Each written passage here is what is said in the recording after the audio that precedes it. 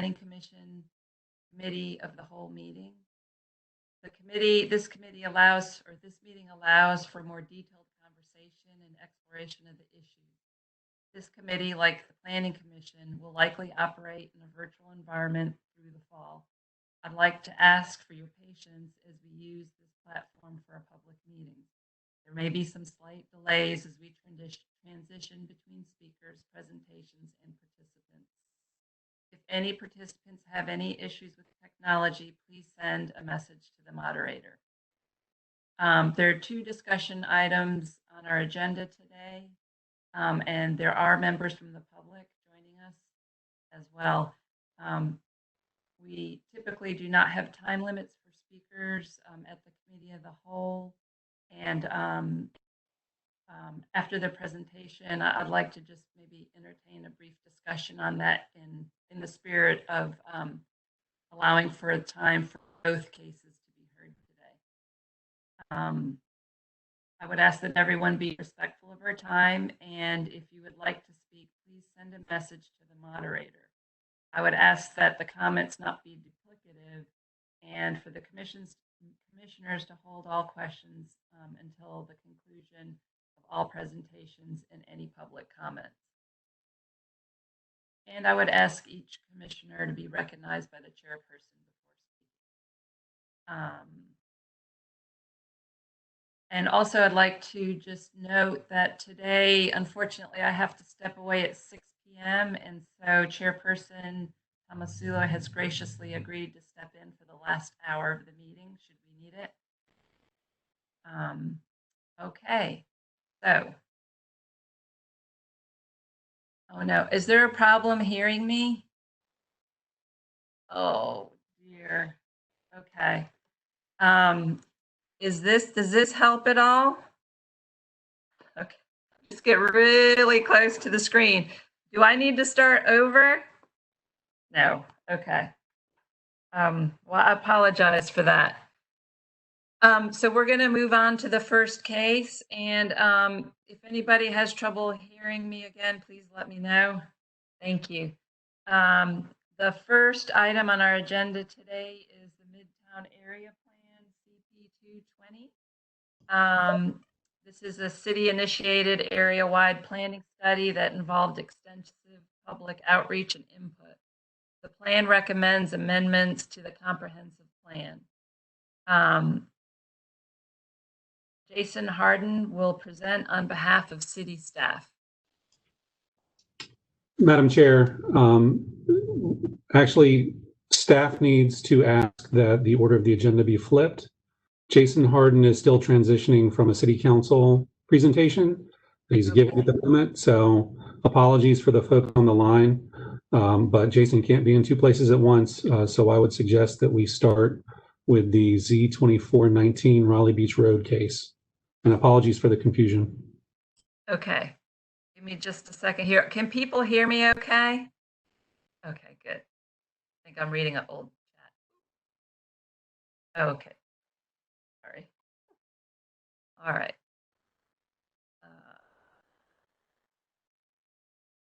Let me switch gears here briefly.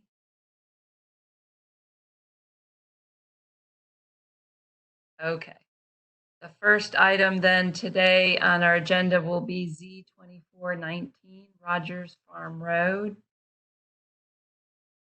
And all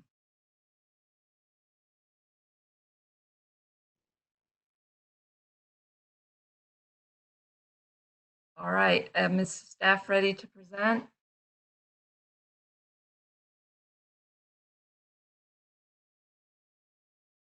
Can y'all hear me okay? Okay, great, thank you. This is Matthew Clem with City Planning. I'm here to present Z2419. This is a request to rezone 56 acres from an existing planned development called the Rogers Farm PD to a new planned development district called Edgewater Commons PD. And your deadline for action is December 7th. There was a vote by the Northeast CAC of 2 in favor and 1 against.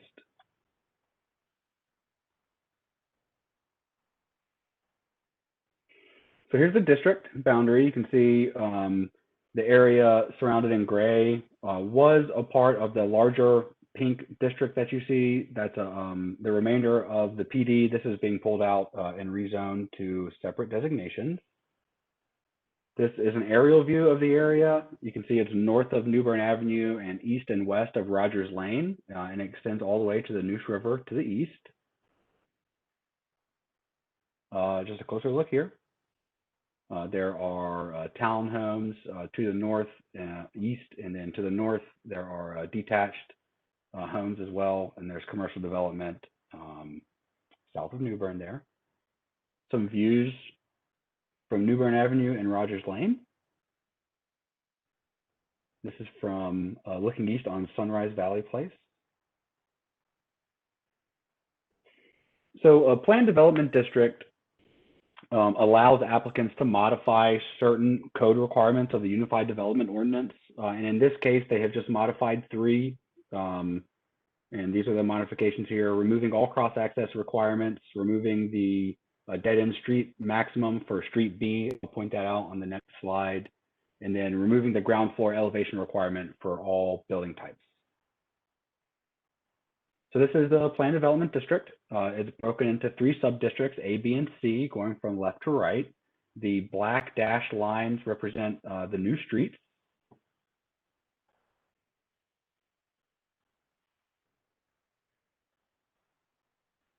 This is the change in entitlement, or this is the, excuse me, this is the maximum entitlement requested for each of the districts in terms of residential use.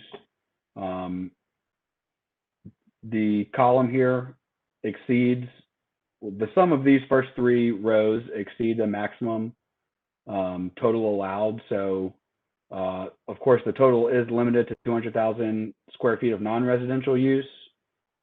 And similarly with the residential units. So there's just some flexibility between where that entitlement lands between each of the sub-districts, not to exceed the total. So that's what that means. Looking at density and setbacks compared to existing and proposed zoning.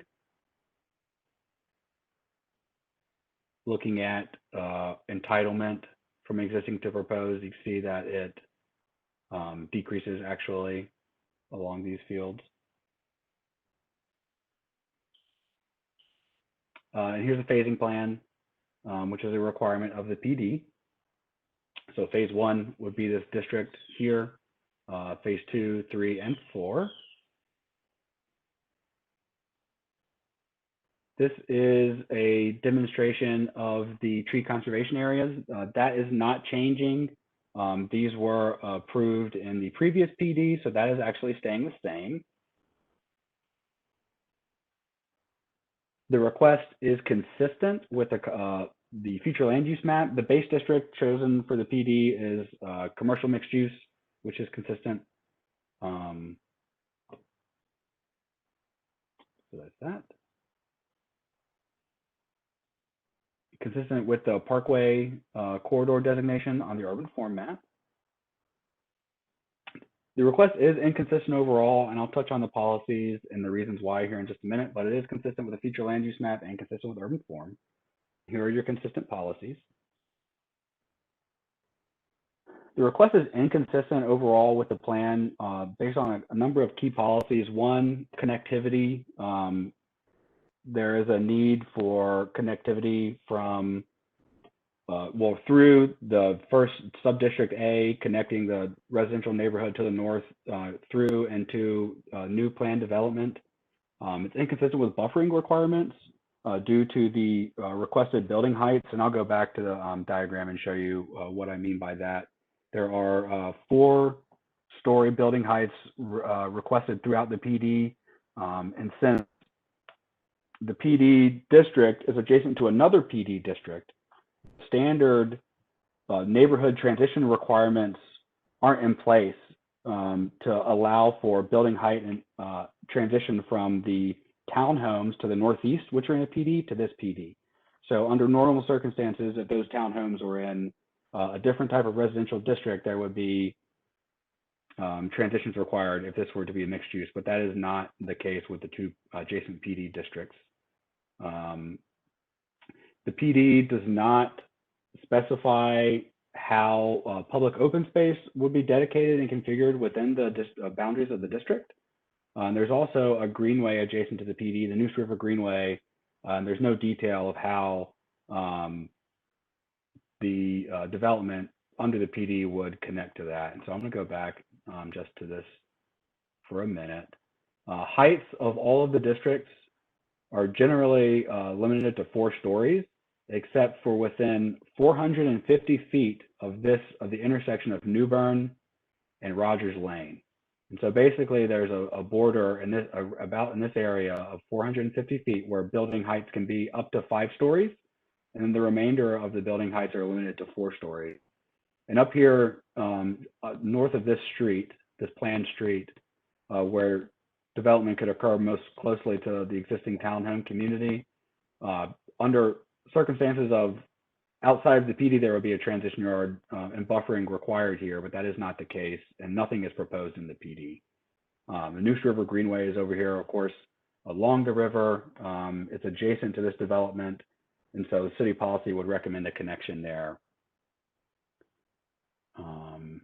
And in regards to connectivity, the neighborhood to the north here, it would be advantageous and supported by the comprehensive plan to create at least a pedestrian connection at a minimum to get folks from this neighborhood through whatever development occurs here to this other kind of nodal development.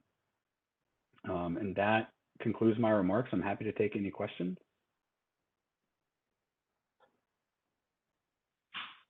Thank you very much for that presentation. Do we have anybody here from the public to speak on this case? Yes, we have 2 members of the applicant team and 1 neighbor who have signed up. And I would just say, if anyone else is here for this item and not the Midtown plan, please write to me in the chat, and I'll make sure to queue you up for this item. Great, thank you. So I would, I guess, could you introduce the first speaker? Sure. First, we have Worth Mills. Worth, you should be unmuted. Yeah, good afternoon, everybody. I have a brief presentation as well, if we could pull that up. And while Matt is doing that, just say again, good afternoon. My name is Worth Mills with Longleaf Law Partners. I am joined by David Dunn of Bass, Nixon, and Kennedy. We're here on behalf of the Anthony Property Group, the developer of this site. The Planning Commission had previously seen and recommended approval of the Comp Plan Amendment CP 818 earlier this summer. That updated the future land use map and the Raleigh street plan. And so we are excited to share with you the rezoning aspect of this development. If you could go to the next slide, please. So again, just to give you an overview, these are 10 parcels along New Bern Avenue and North Rogers Lane, totaling approximately 62 acres. The current zoning is a planned development that was Z45 1996. The Raleigh future land use map, again, as I mentioned before, we updated that to community mixed use and office and residential mixed use. The rezoning would convert this assemblage into a new PD that is both consistent with the future land use map, the updated street plan, and is better suited to meet current mixed use development demands. Next slide, please. And again, this is just an aerial of the assemblage. It's north of New Bern Avenue, near the Neuse River and near the Raleigh-Knightdale jurisdiction line. Again, as mentioned by Matt, we have the Edgewater townhomes adjacent to the development and the Edgewater subdivision across Raleigh Beach Road. Just to our south, at that North Rogers Sunrise Valley Place intersection is an Aldi. And then across New Bern Avenue is a Food Lion shopping center. And then over to our west there are, some light industrial and, kind of related commercial uses to light industrial along New Bern Avenue. Next slide, please.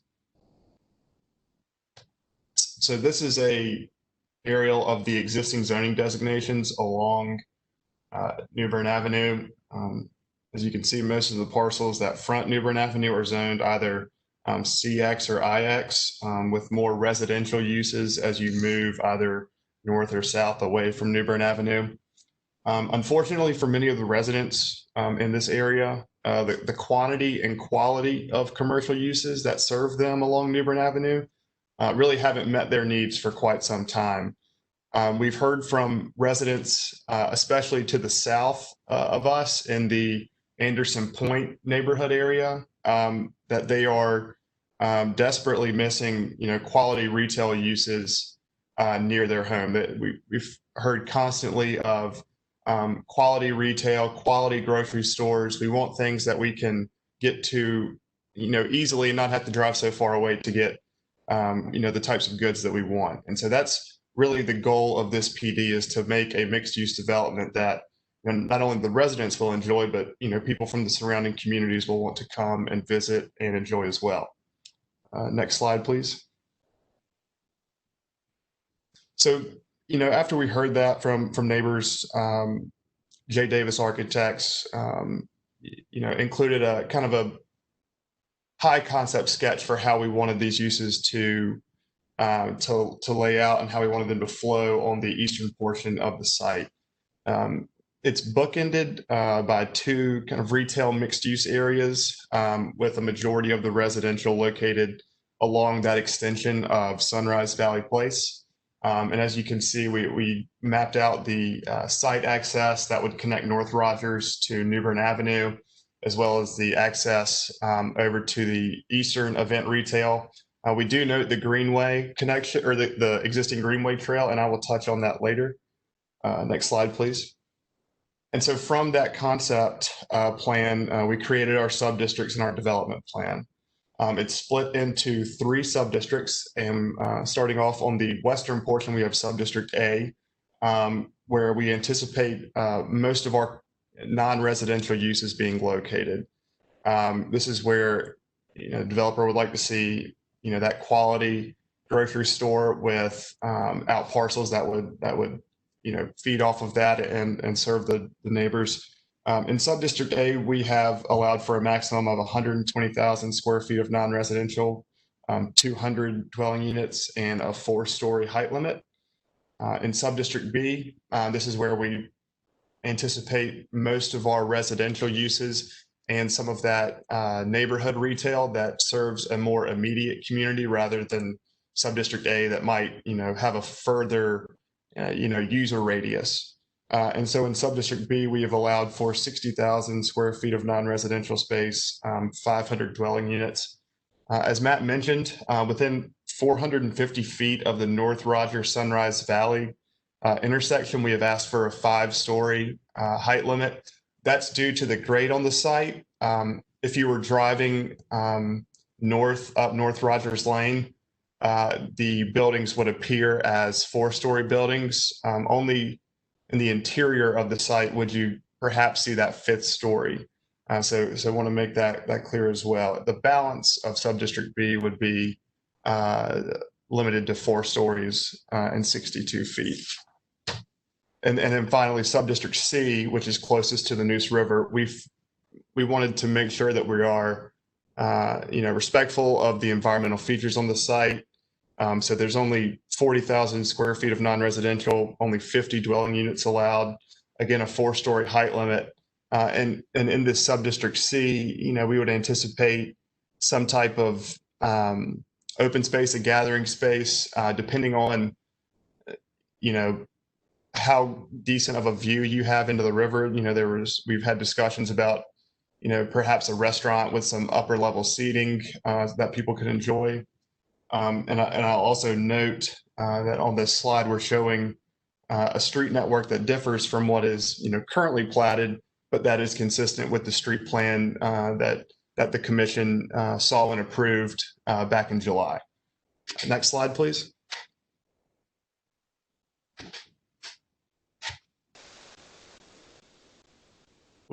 Thank you. So again, this is a slide that shows the current entitlements versus the proposed rezoning. So under Z 4596, given the 62 acres, I think Matt's calculations were a little different because he had a different acreage shown, but the Z 4596 would allow for 15 units per acre and would allow for 253,000 square feet of non-residential at that maximum residential density. You see a lot of the allowed uses there. Under our case, we would be capping residential density at 700 units, which equates to 11.3 units per acre. So we're in that moderate density range. We are only allowing 200,000 square feet of non-residential space. As Matt showed in his slides, there is extremely that's a big reduction based on existing zoning. And then again, some of the CX uses that we have considered, the multifamily, indoor, outdoor recreation, office, retail sales, restaurants. And again, the uses are more limited in Subdistrict C to protect those environmental features. And I'll note that in our TIA, Ramey Kemp and Associates found that based on the current versus the proposed zoning, our maximum daily trips would be reduced by approximately 15%. So this rezoning would provide less traffic, but provide a more harmonious mixed use development as opposed to something that was thought of in the mid 90s. Next slide, please. And these are some of our additional development standards that we included in the project. So we have prohibited uses throughout the project. Those are vehicle sales, rental, detention center, jail, and prison. And then in Subdistrict C, as I mentioned before, we have limited those uses to a small subset in order to provide some guidance to planning staff, to city council, to planning commission, and our neighbors as to what we would include, near the river. And it's a short list, but retail sales, restaurant, bar, single unit, 2-unit, and multi-unit living, indoor and outdoor recreation, office, parks, and open space and greenway. As it relates to our buffering from the Edgewater townhomes, we're only allowing residential uses within 100 feet of the Edgewater townhomes. And so hopefully that will, provide some level of comfort to those residents that, you'll have a similar type product next to you and you won't have, the commercial traffic or the commercial uses interfering with your daily life. And then lastly, we are going to make an offer of pedestrian cross access to those townhomes. That they have a private street network within that townhome development. And so, rather than providing vehicular cross access, which, the UDO is, weary of in an instance like this, where you're going from a PD to a private townhome development. We did want to make that pedestrian cross access so those residents would be able to get there safely and efficiently. And then next slide, please. And again, just to show the future land use map, we came back with CP 818 in July. That was approved by council earlier in the year. The future land use map now designates this space as community mixed use and office and residential mixed use. The community mixed use applies to those medium-sized shopping centers, pedestrian-oriented retail districts, heights generally in 3 to 5 story range. And CX is the primary underlying base district that you would have for a community mixed use. And we also have office and residential mixed use to provide that land use transition towards the townhomes. And so what we are showing in our PD is consistent with the future land use map, with the Raleigh Street Plan. Next slide, please. And then finally, this is the 3D massing study that we included in our development plan sheets, which just kind of provides a visual as to what we've put in our PD narrative. So on the western side of North Rogers Lane, you have the majority non-residential space with a larger retail store, most likely some type of grocery store. Across North Rogers, you have the 5-story mixed-use building in that L shape along the North Rogers and Sunrise Valley intersection. And you can see we've got a range of different housing types, some condos, some apartments. And then as you move east towards the Neuse River, we have left, at least for the concept, that space in Subdistrict C blank for now, not knowing exactly what the plans are for that space, but knowing that it's going to be much more limited than what would be allowed in Subdistrict A or B. And so just to summarize, we feel that this case is consistent with the comprehensive plan and its goals. It's consistent with the future land use map, the street plan, the urban form map. And based on the comments that we had heard from residents, as early as mid 2019, there's a severe need for this quality residential and retail use in this space. We feel that it's going to get a lot of activity, not only from the residents, but from those neighbors. And we ask that, at the end of this meeting, we be referred out to Planning Commission and move the ball forward in delivering this product to the city. David and I are here to answer any questions, and we certainly appreciate your time today. Thank you. Thank you. Okay. Do we have one additional speaker?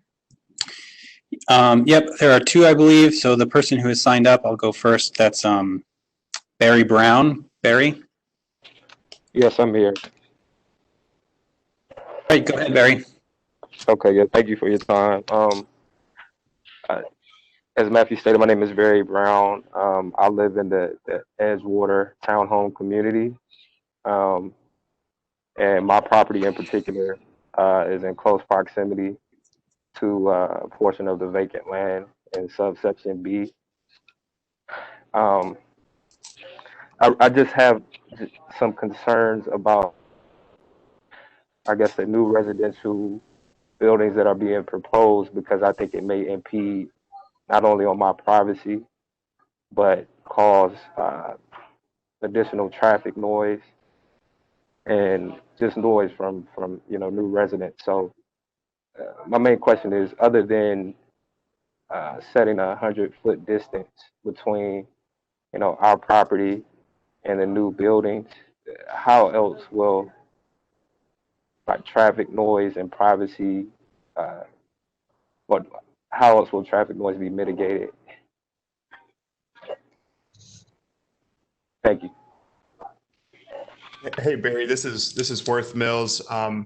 So I think one of the key things in this development is going to be the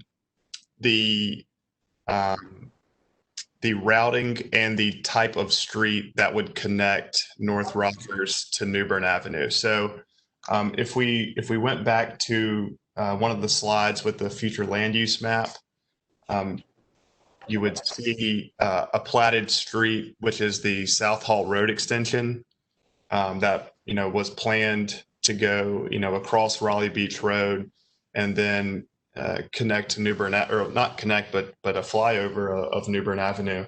That was proposed as a 4-lane avenue. So that was going to be a major thoroughfare that runs pretty much parallel with the Edgewater townhome community. One of the items that we think is going to benefit the townhome community is the new street plan that we have proposed, which, if you go back that slide, yep. So here we're proposing a street that connects North Rogers to New Bern Avenue that doesn't affect and concern as much of the townhome community as the platted street does today.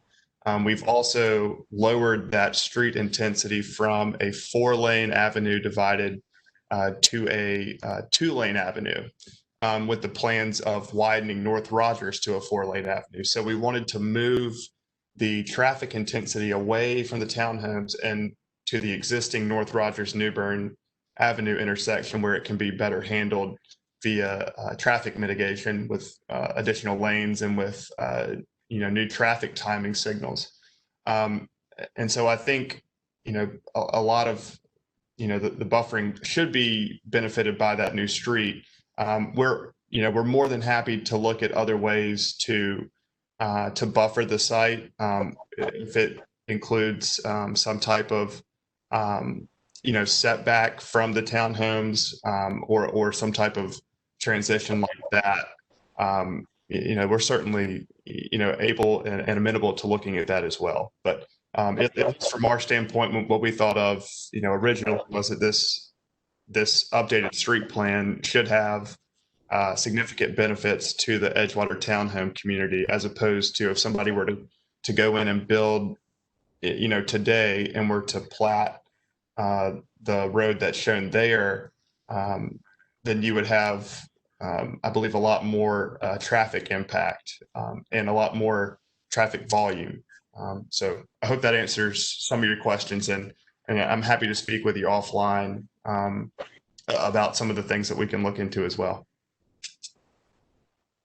Yeah, thanks for that. I mean, the road that you mentioned, right? So I live in a property that's really close to Serenade Court, right? So my property is like would be very close to the new street that you're proposing, right? So I think that still would have more of an impact on my privacy compared to other residents, right? So I think that in my opinion, I would think that everyone in our community should have, I guess, the same privacy offered, right? I don't think one resident should be treated different than the other. But yeah, I would definitely like to hear about different ways that the community will be buffered. Okay. Yep. I'm happy to have that conversation with you. And I will also propose that the board consider that like buffering plans be included in the rezoning proposal. Yeah. Thank you. Thank you. Okay, I have one more that I know of. That's Andy Heyman. I'll say again to anyone else in the WebEx, if you are here to speak on this item, please message me and I'll add you to the queue. But for now, Andy, you can go ahead. Hey, I am the guy that lives in the house that doesn't get talked about, up in the sort of top right corner between Subdistrict. Oh yeah, right there. I'm currently surrounded by woods, and it is no longer going to be woods, which was inevitable. And like the other guy said, a little bit of privacy concern, but the way they're mapping things out seem really cool. I heard in some of the earlier council meetings that they're not really strictly held to those, which could be uncool. So just sort of keeping me in mind that I'm a one-story house that's butted up sort of next to these property lines. And if they built all the way up next to me, it would be pretty inconvenient. But the plans they have now are really cool and really respectful of my space. And I actually think they're really benefiting the area back here with what they're planning on doing. So I like it all, but keep me in mind back here when you're thinking about everything. Will do, Andy. And just a note, I know that all this is very preliminary, but the existing pond that's near your house, we foresee that to continue to be sort of a stormwater open area, tree conservation area. And so, I definitely understand your concerns, and I'm going to look into how we can add some protections in the PD narrative to respect your privacy as well. But want to assuage some of your fears as far as what's buildable in that area and what's not. Yeah, for sure. I've been talking to the guys as they come out here, and they seem pretty sure that's not buildable. So that's good news. That's good. Yeah, and I love the drawings you did with the green space and stuff beside me. That'd be really awesome and a benefit to back here too. Yeah, absolutely. And one thing that I forgot to touch on earlier with the green space connection, the developer is all for making that connection to the green space. We think that, with the upcoming Neuse River Blueway plan that's currently in planning stages, it's very early, but, there's been consistent policies about adding some recreation along the Neuse River in this area. And so we think that, making a connection to the Greenway here would certainly add to that and give people, another place to kind of, disembark and, grab something to eat, grab a drink, do whatever they want to. But the grade from our site to the trail right now is so severe that it would be hard for us to commit to that Greenway connection without knowing exactly how it's going to be able to get done. We had joked a couple times with the Raleigh Park system that if we could do a zip line connection, then it would be no problem. But we've got to figure out just how the topography works and where, we could potentially snake a connection in there. So it was hard to commit to, but certainly something that we are interested in and are going to study more as we get into the design phase. Nice. Okay, thank you very much for your comment. All right, Madam Chair, I have one more. If you find her. So Selma Cash. Yes, thank you. Can you hear me? Hi, yes, ma'am. Good. My name is Selma Cash, and my husband and I live in the townhouse as well. And I heard Mr. Brown speak up about the buffering. And the townhouse does have a board. And I would like to talk more about having some buffering in the plan as part of the plan, not just kind of we'll accommodate in whatever way we can. But if we can talk a little bit about it being more concrete in terms of providing some sort of buffering for the townhouse houses, and perhaps there is a townhouse board, so perhaps the developer, whomever the gentleman that was speaking, could speak to the townhouse board at some point. Yes. So Ms. Cash, I appreciate you, reaching out, and, we're happy to speak with the board. As far as specific things that typically we see to help buffer, one thing that Matt mentioned is what's called neighborhood transitions, which include different kind of what they call protective yards. Like Zone A would include, tree plantings or bufferings and a fence or wall.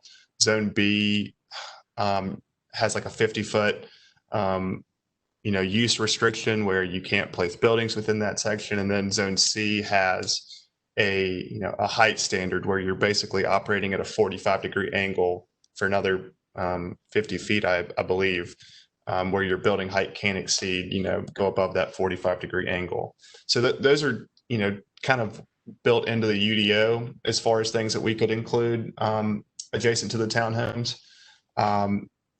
So it could be, as simple as saying, the Subdistrict B, which is adjacent to the townhomes, will, adhere to the neighborhood transition standards. Or we could, do some more refined buffering. Although I will say that the neighborhood transitions I think are pretty effective as written in the UDO. But I am more than happy to speak with the board. I've spoken with a couple individual residents back when we had our, neighborhood meetings, which, gosh, at this point was probably early 2019.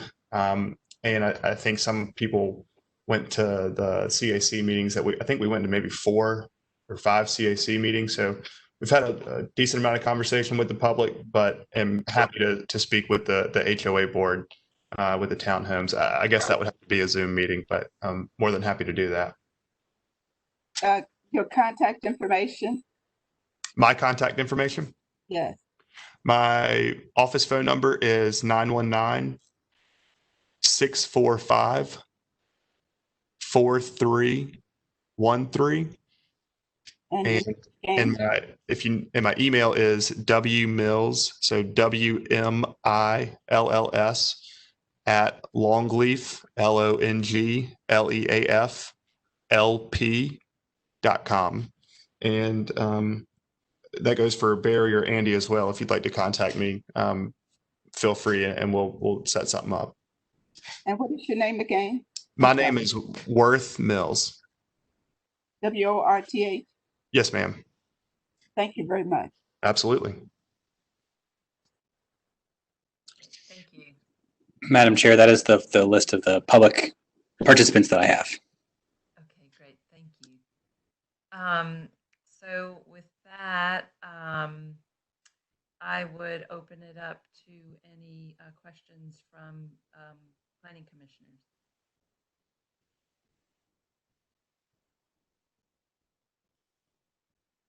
Oh, I cannot see everybody. Here we go. Commissioner Winters. Okay, thank you. Thank you, Vice Chair Hicks. Thank you for the presentation. Looking through it, I am very encouraged that you've made the focal point bringing quality services and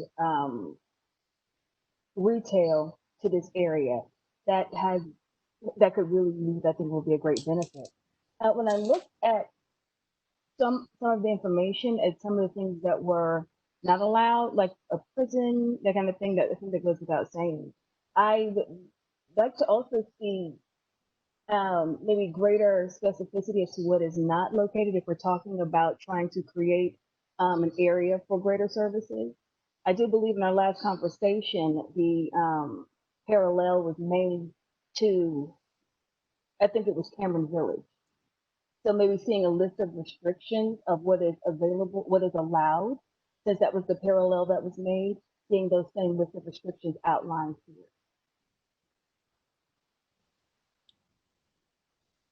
Ms. Winters, I was having a little difficulty hearing you, Okay. but To hit the highlight?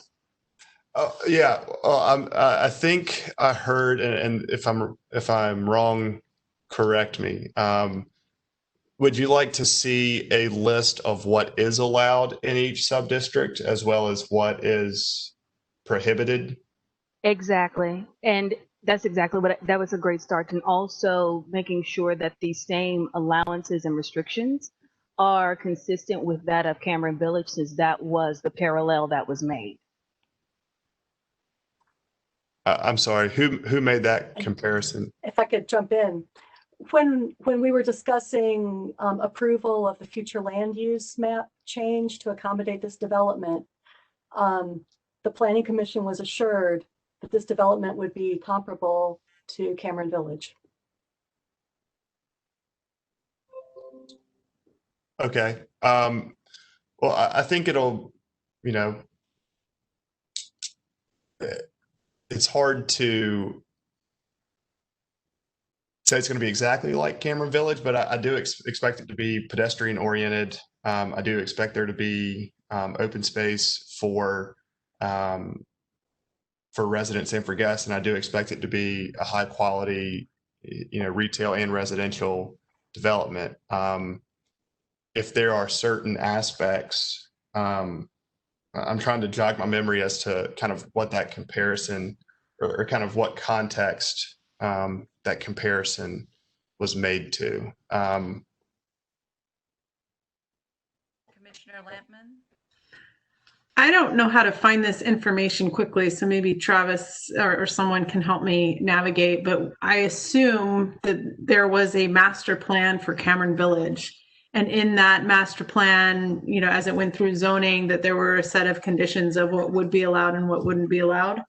And I think, if I'm speaking out of turn, please somebody correct me, that we would want to make sure that this particular location mirrors what Cameron Village was kind of aiming for when that design went through. Certainly, this is Travis. So what we can do is help connect the applicant to the list of allowed uses for the Cameron Village Shopping Center. I think that's what we're referring to here today, and help him parse through that list. The Cameron Village Shopping Center is not a master planned area, so there's not a detailed master plan for development. As we all know, the development there predates a lot of our modern zoning. It is zoned with Unified Development Ordinance zoning districts, but I don't believe there are zoning conditions that are attached to that property. So what that means is if the shopping center is zoned commercial mixed use, for instance, that means anything that's allowed in commercial mixed use district would be allowed. Conversely, anything that's prohibited in that district would also be prohibited. So I think that would be a good starting point for the conversation. Madam Chair, if I may add, this is Matthew.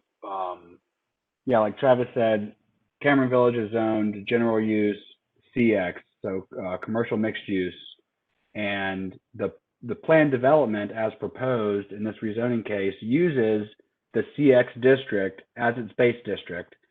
And then similar to how a conditional use case is, they have reduced certain uses that would otherwise be allowed in the CX district. So it is a more restrictive type of CX district than Cameron Village is. So in fact, Cameron Village would likely permit a wider range of uses than this PD would. Fox, I think you had your hand up. Making sure, can you guys hear me? Awesome. I don't mean to put words in other commissioners' mouths, but just from my own perspective, I think perhaps there's a concern about what I'd call predatory retail without naming specific places. I need some help from staff. Maybe Travis, you could help us. Is there precedent or a way to address concerns about predatory retail in an area such as off of New Bern? Well, the easiest way is to identify the type of use that is of concern and then try to quantify that somehow in a generic sense. Right. So I'm not saying this is a predatory business, so please don't take it as such. But, it's the difference between calling out a fast food restaurant versus Wendy's or McDonald's. So trying to identify the uses that maybe we'd like to steer clear of, that's a place where staff can be helpful and then help communicate that to the applicant as well. I think Commissioner Winters, you had your hand up a little bit ago. I will defer to Commissioner McIntosh because I will defer. Yeah, I guess. I apologize in advance for what I'm going to say. I understand that oftentimes when these development projects are put together, there's just sort of a few uses that are put in as not allowed, just kind of as an examples. The idea that we need to worry about a prison being built here, I personally found it outlandish, and I don't find that exception very useful. But, as far as predatory businesses that we might not want in a new walkable mixed-use community on New Bern, maybe not pawn shops, maybe not adult establishments. I think there's probably some uses in the UDO that could be included. But that actually doesn't really get to Commissioner Winters' question about how to ensure the quality of retail that neighbors have been asking for. And I recognize that the UDO may not have a mechanism for ensuring that, but this goes back to our conversation when we were considering changing the future land use map. And the desire that this development truly be a mixed use development, that it have public spaces and connections that are not currently outlined in this plan. Disappointingly, we want some assurance this really is going to be a mixed use development in the spirit of the comprehensive plan. And right now, the language we're being given promises, and neighbors that are speaking are saying, we like what you're saying, but we're not seeing the actual language to ensure this is what actually gets built. And that's the concern.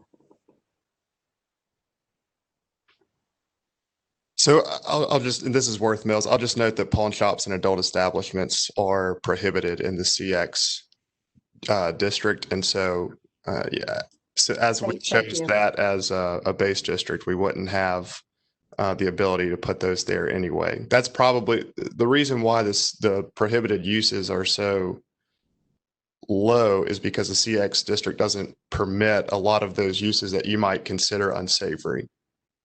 That's typically reserved for the IX district. All right. Well, thank you for that clarification. I guess the larger issue, though, is how to ensure that this actually is going to be a walkable mixed-use development when this current plan has actually left out defining some of the core elements of that type of development. And so how do we know it really is going to be a walkable mixed-use development without the connections that are, the public spaces, these items that we would expect to see? So we provided a pedestrian circulation plan as part of the master plan sheets. And so we're showing added sidewalks on Raleigh Beach Road, both sides of North Rogers Lane, New Bern Avenue, along the connecting street from North Rogers Lane to New Bern, along the Sunrise Valley Place extension, and along the dead end street that would divide subdistricts B and C. Again, we're certainly looking at the Greenway connection, but given the topography, it's hard to commit to that now because we don't even know if it's physically feasible. But we are, and we've also included a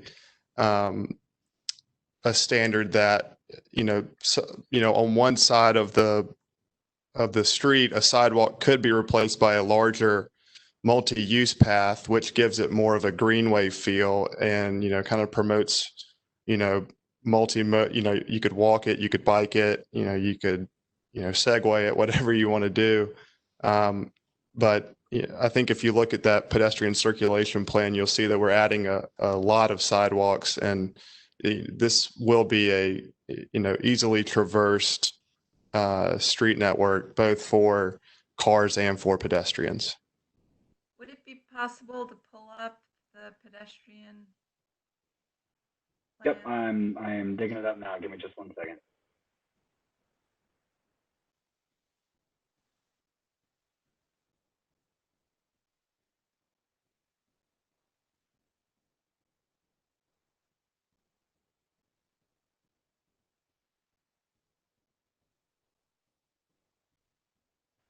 Can folks see this?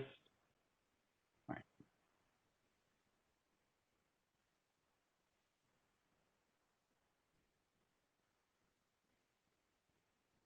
So what this shows is proposed public sidewalks, proposed public streets. I can drive in more if needed. Existing pedestrian trail and proposed drive connection with the arrow. And so this dotted and dashed line shows the proposed public sidewalks. And then there are sidewalks along planned streets. If you notice, those sidewalks are all planned around the border of these properties along existing public streets, which would typically be required of any development. I think to the spirit of what I'm hearing, the questions from the committee is internal circulation or pedestrian amenities or open space in areas like this where it's not shown. There is walkability and pedestrian facilities planned along these streets here. I hope that's helpful.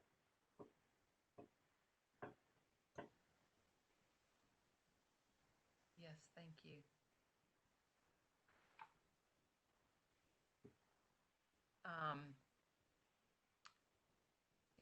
If any commissioners have their hands up, I can't see. Oh, sorry, hang on.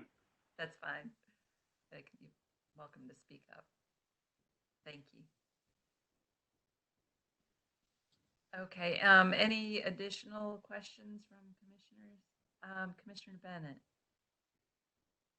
Yes, thank you.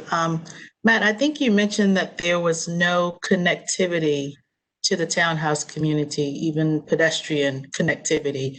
Is that because the community expressed a desire not to be connected, or did the applicant just choose not to? I would think you would want connectivity between the two if this is going to be to provide services for that community or for the area, including that community.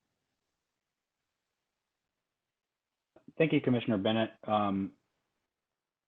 the PD does allow the applicants to change certain requirements of the UDO. One of the three that they did change was cross access to adjacent parcels. And now as to why that was not specifically offered to the townhome community, I would leave up to Mr. Mills to address. I don't know exactly why that choice was made.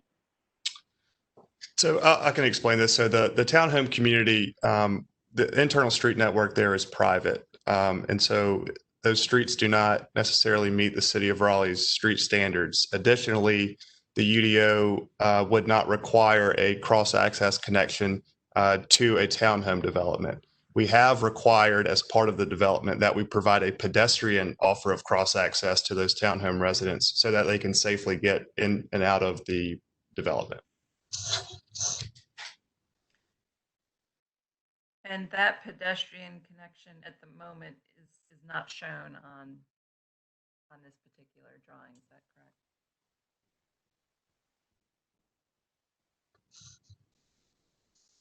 So if I'm understanding, Mr. Mills, you just said there is pedestrian access to the community, because I thought Matt said there was not. I just want to be clear. There is in, let me see, section 10 of the PD narrative. It says the project shall make an offer of pedestrian cross access to the development now or formerly known as Edgewater Townhome Subdivision, with the location to be determined at site plan. We would probably see that connection just west of the existing Neuse River stream pond area. So between the connector street and that pond is likely where that pedestrian cross access would go.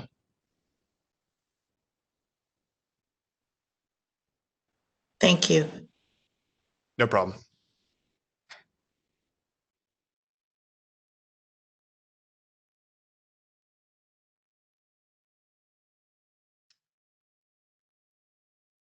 Okay. Any other questions, Commissioner Fox?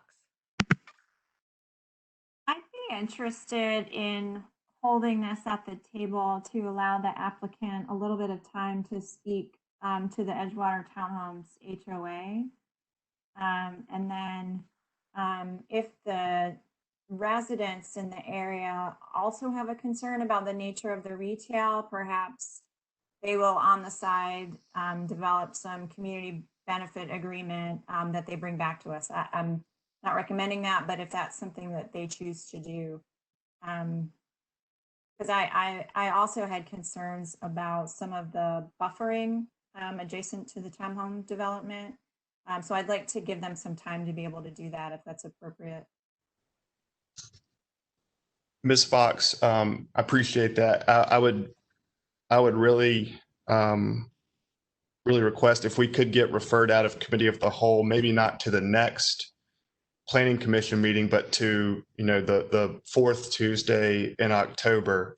I think that gives us ample time to speak with the HOA members and address some of the buffering concerns. If there are any specific uses that the committee would like to see us prohibit, we would appreciate if we could have those at this meeting. We would certainly address those promptly and be ready for that fourth Tuesday in October. Thank you. So what I hear commissioners asking for is some more specificity or details on how you will be providing quality retail. And then additionally, there may be some specific requests of what not to include. Also that there's some more detail on the buffering from the site. And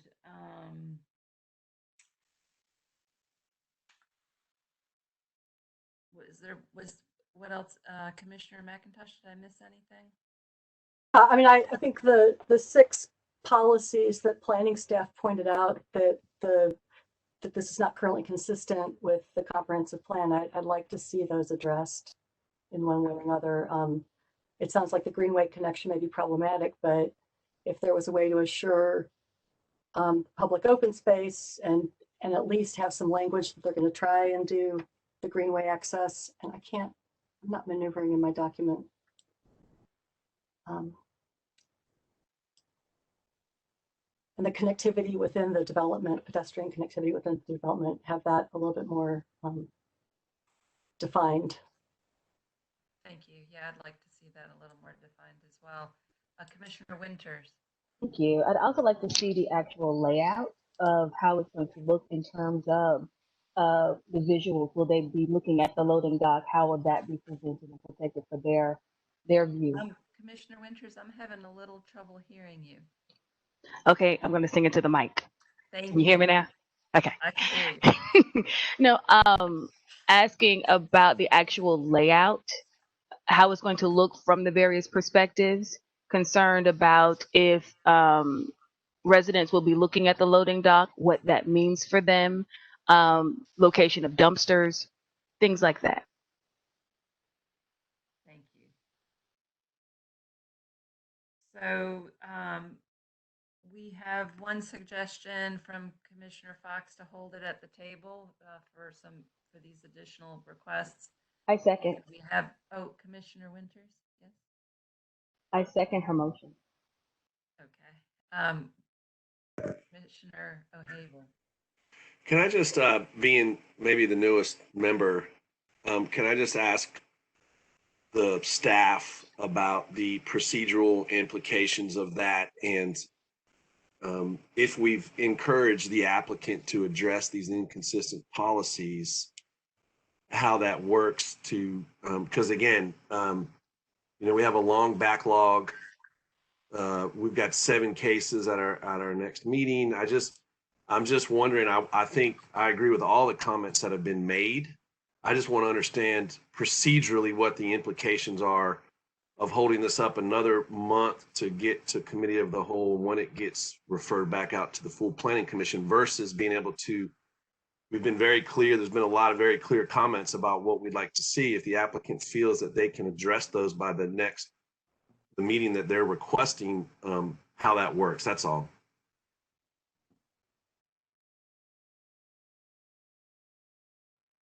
Sure, and I can give you some insight on the calendar. Actually, October is a little bit different because you've got a later, what I'll call later first planning commission meeting on October 13th, and your second planning commission meeting of the month is the 27th.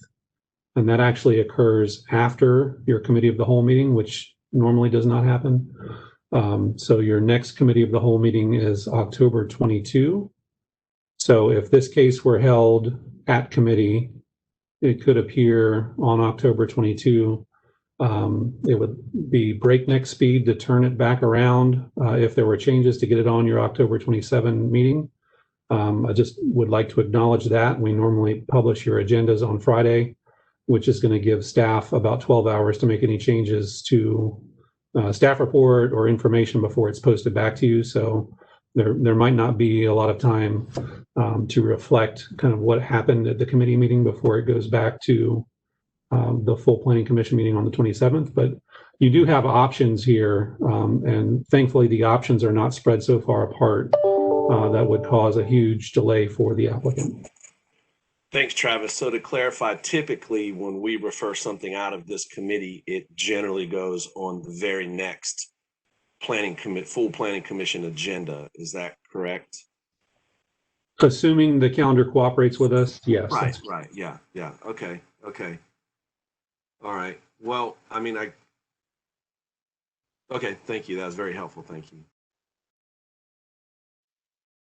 So I think we have a motion and a second to hold this case till the next committee of the whole meeting. We do have a request from the applicant to move it out. Are we ready to take a vote on this? Any further discussion? Okay, Commissioner Lampman.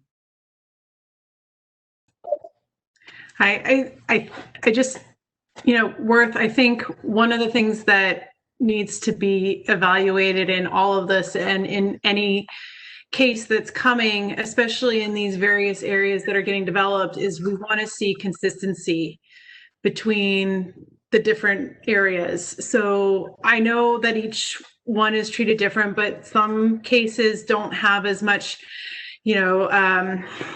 knowledge in planning or knowledge in development or knowledge in real estate. And so what we're trying to do is ensure consistency and fairness. And so I think that and I'm sure the developers are watching this right now too, is if you can take this opportunity of the pause that we're going to be giving this to evaluate what language you can provide that takes care of some of the inconsistencies, but more importantly, ensures that this is going to be a very high quality development. And I know it will be, because I know you guys will do this great. It's just, we just need to make sure that it's in the documents, because I think there's too many times where it can get, oh, never mind. And we need to work to prevent that. So I hope that's helpful, but if you can just observe and try and meet those, that'd be great. Thank you, Commissioner Lampman. Okay, it sounds to me like we're ready to take a vote. So the motion is to hold this until the next committee of the whole meeting for some additional detail to the plan. And okay, Travis, how do we do this? Do we take a roll call?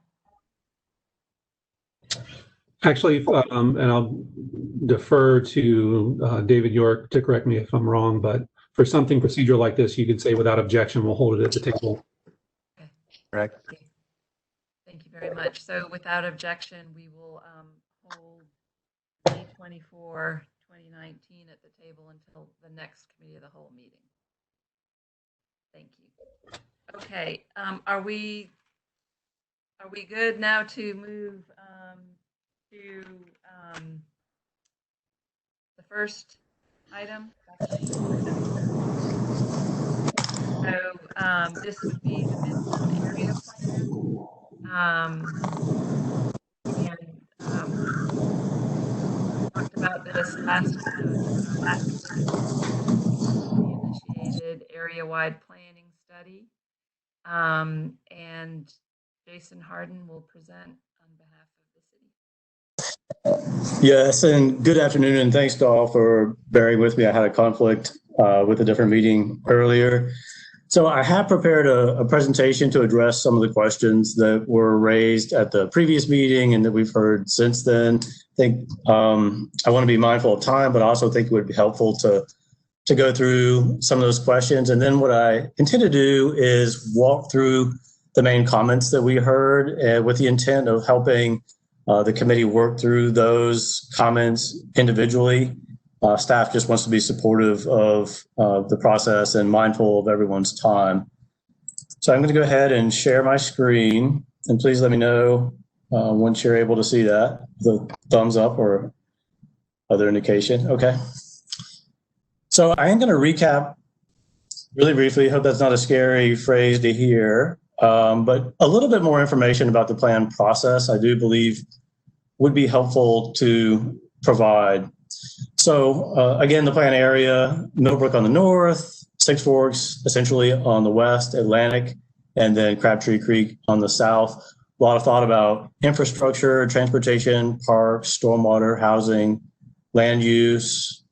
And I want to touch on the plan process a bit more than I did last time to go through what was really a very extensive public outreach effort with a lot of online and in-person participants. It did begin in 2018 with some initial visioning work, 3 phases of plan events in 2019, several hundred participants taking part either online or in person in each phase, final report earlier this year, and then a confirmation group, fancy name for a representative group of stakeholders who oversaw that public input process to make sure that it was robust. And so in each of those phases that I mentioned, so this was that initial visioning, we had multiple in-person public events at various locations in the area to get a sense of what the issues were that we needed to explore and just as a community begin to understand the challenges together. The next major phase was a formal kickoff with meetings in December 2018 and also an online survey, which we had at each phase of the process. We had 3 separate in-person meetings here. The intent was to make it very easy for anyone to attend. Of course, any given day, someone may have a conflict, so we wanted to provide a number of options. And of course, the online option for people who found it difficult or just didn't want to participate in person. That's certainly legitimate. Again, the same kind of format in May 2019. We're at this point beginning to put forward some specific recommendations, building on that prior understanding of the issues and what the plan needed to accomplish. So again, that 3-meeting format and an online survey and the intent to capture feedback on some of those options. And we revised some following that feedback. This phase also included what I do believe was the city's first all Spanish language meeting. We want to make sure there's a fair number of Spanish speaking residents in the area, that the process was inclusive and reaching out to everyone. And then the final primary phase, fall of last year, 2 main meetings. And this was to check in before completing the report and to make sure that those recommendations had a general consensus and to prioritize projects. So a couple just highlights about the planning process: several thousand mailings in each phase in the form of postcards. You can see an example of one there to the right. Spanish language surveys, did presentations or at least updates at more than 20 Citizens Advisory Council meetings. That was mostly Midtown and Atlantic and I think North on one occasion. Had informal drop-in events. You can see the picture on the lower right.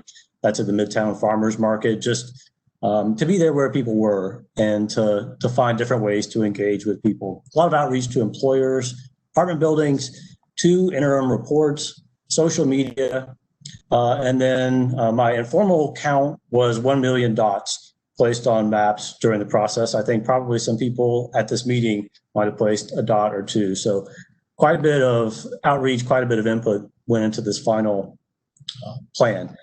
I also think it would be helpful to talk briefly about area planning and the future land use map and what it is and what it isn't. So overall, an area plan, it creates a broad vision. It doesn't initiate a specific project. That's something that would be separately decided by City Council, looking at funding and priorities.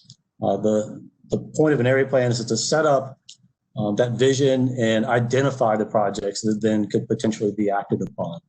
With specific projects, it's to determine, a street or a park, determine basic feasibility and priorities. It doesn't allocate funding. It doesn't design or engineer projects, so they aren't to that level of specificity. That's just not the nature of an area plan. The future land use map, this is a key one. It's not the same thing as zoning. It provides guidance for property owners who choose to pursue a rezoning, but does not change existing zoning on anyone's property. So if someone is happy with their zoning and the uses that it allows, then that remains, and there is certainly no obligation for them to change it. What the guidance does provide is, in the event they wish to pursue a rezoning, it provides a sense of the city's and the community's vision for that property. So it might be supportive of residential or office or some other use over another, but that would come into play only in the event of an owner-initiated rezoning. And then finally, similarly with other policy recommendations, they create guidance that would be used. So this could be about affordability or urban form that would be used in the event of a rezoning request. So to be consistent with the plan's guidance, certain elements would need to be included in that rezoning, but it doesn't, on its own initiative, add any new regulations along those lines to properties within the area. So I thought that would be helpful to just discuss. Some specific questions, and I do apologize, I'm going to go quickly because I want to leave time for, I know we have people on the call who want to comment and then leave room for the commission's deliberation, but wanted to address some of the comments, at least briefly. One was about affordability. So the plan recommends two approaches to that. One is general, applies anywhere within this study area. And it encourages, this is an example of a policy that applies to a rezoning. In the event of a rezoning requests a pretty large scale rezoning, 7 or more stories, the policy encourages that there be affordable units included at 80% of median income. So again, that would apply anywhere within the study area where a large scale project was envisioned. There's also a specific approach, which is within the waterfront district, which you can see outlined on the map there south of the Beltline. Encourage the city to acquire or at least partner with potentially a housing provider to provide some specifically affordable units within that district. And the thought process there is that's where there's a very high level of transit, a mix of uses. It's simply an ideal location for housing in general and certainly affordable housing. One thing that is new from the last month was actually announced last week, which is that the state has received a federal grant of nearly $50 million to purchase what's called the S line. Essentially, it's the rail line, freight rail line that runs through this area. And it sets up a lot of possibilities to be determined in the future for commuter rail, intercity rail. This ultimately runs all the way in a state-owned fashion to Richmond and then up to District of Columbia. So it's a really exciting potential project. In terms of this specific plan, it acknowledged the possibility of rail transit, but didn't obviously specifically study that because there was no real project at the time. It's supportive of that with some grade separations along the line. And it does set up the potential for a future rail transit station somewhere in the Six Forks, Atlantic industrial area. Some questions about costs, and there's very detailed cost estimates in the report itself. A final number obviously would follow that design and engineering. These are simply ballpark estimates. Generally speaking, these are smaller projects. I think the largest individual project is the multimodal bridge over the Beltline, which is estimated at $13 million.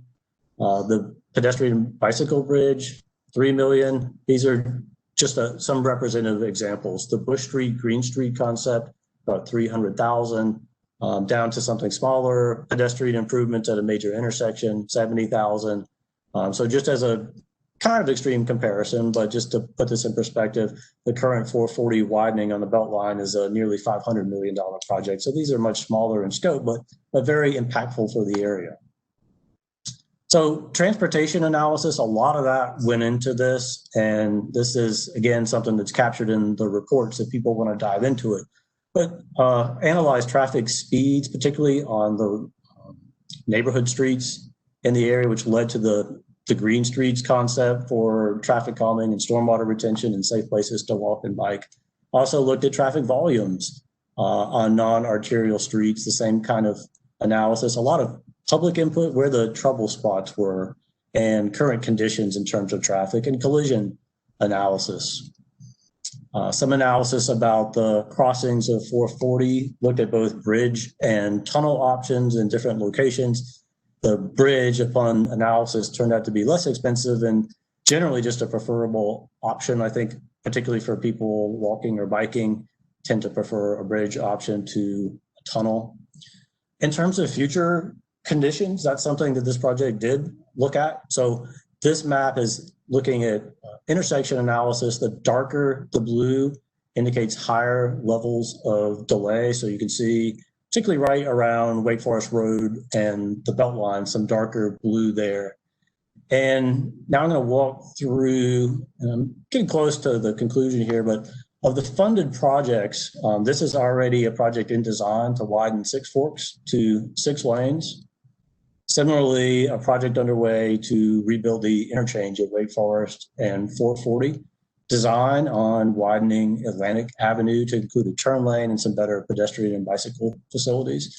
So the plan now adding to some of those current projects, connecting Waketown Drive to create more of a street grid in the core of the area, the multimodal bridge across the Beltline, connecting Benson Drive, part of creating an alternative parallel route to Wake Forest. St. Albans becoming a 3-lane street with a turn lane. extending Six Forks Road to Capitol Boulevard, and ultimately including some private projects as part of development, creating a very robust grid that provides alternatives for people walking, people driving through the area, and makes this much better able to handle future transportation demand. I mentioned the railroad grade separation, something the plan is envisioning and supportive of, the Midtown ring of bicycle pedestrian projects and connectors using the green streets and some other connections to key destinations, North Hills and up Quail Hollow. And then future transit improvements in terms of transit frequency and study of a bus rapid transit connection to the Midtown area. Plan also includes studies in the near term of some locations where we know that some issues exist, and some additional study the plan identified was needed. So on Six Forks, near some of the schools where there's some issues, particularly with traffic when schools are letting out. And then Wake Forest Road itself, where some additional study is needed. We know people are kind of uncomfortable with the narrower lanes there, and future transportation volumes tend to be a bit higher there. Current studies, Capitol Boulevard is being considered both for bus rapid transit connecting to downtown, and also thinking about ways to allow cars to flow a little bit more easily through this middle section of Capitol, where from downtown, it transitions into kind of a street that is tough all around for pedestrians and people driving. So some study to make that work better. So adding that all together, quite a range of universal projects in the area. And in terms of transportation results, kind of summarizing significant improvements to pedestrian safety and to transit service. For driving, generally maintains the status quo. In some places, some modest improvements. Additional study on Wake Forest Road, that is a specific recommendation in the plan amendments as an action to pursue. And then overall, and this is pretty critical, by improving walkability and transit usage, per capita carbon emissions decrease and health and activity levels should increase. And specifically in terms of going back to this future conditions for intersections, without those projects. With those projects, you see improvements at many of those interchanges. The outline is yellow, is where there's a project in design that would, such as the 440 interchange. An orange outline, yellow is where there's a design project, and the orange is where there's already a project identified in the plan. In terms of stormwater analysis, a lot of public input, and obviously the Crabtree Creek and Big Branch run through here, and they're beautiful places, but also places where issues can arise. And a lot of thought about the waterfront park concept. And there were questions about the area there, which was the site of a former city construction debris landfill, and the extents there roughly are shown in red. That's being monitored.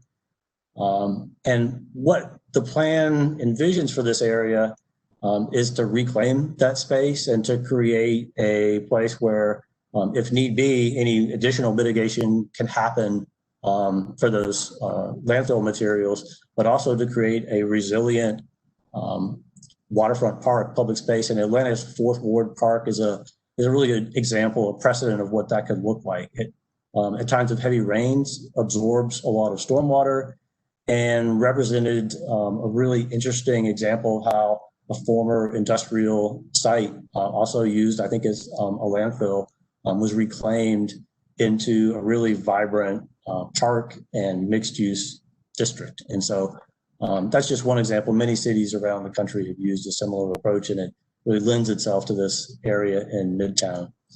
So the last slides that I have here are those individual comments that we heard, and we may hear a few more this afternoon. And so in your memo that was included, and it's publicly available on the agenda, just listed those comments, linked them to the plan principle, and showed the feedback that had been received during those multiple plan phases, and then options that the committee could recommend that would be still consistent with that input.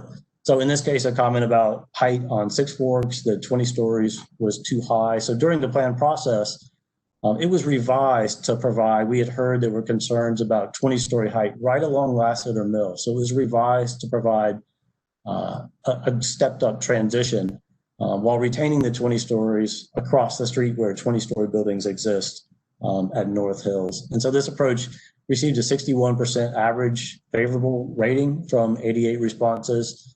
And I'm going to kind of go through these and we can go back through them if it's helpful for the committee as we go through the comments, but there's a couple of options listed for each. Another comment that Six Forks was not an appropriate place to have an urban frontage, which refers to the idea of buildings being closer to the street, wider sidewalks, no parking between the building and the street.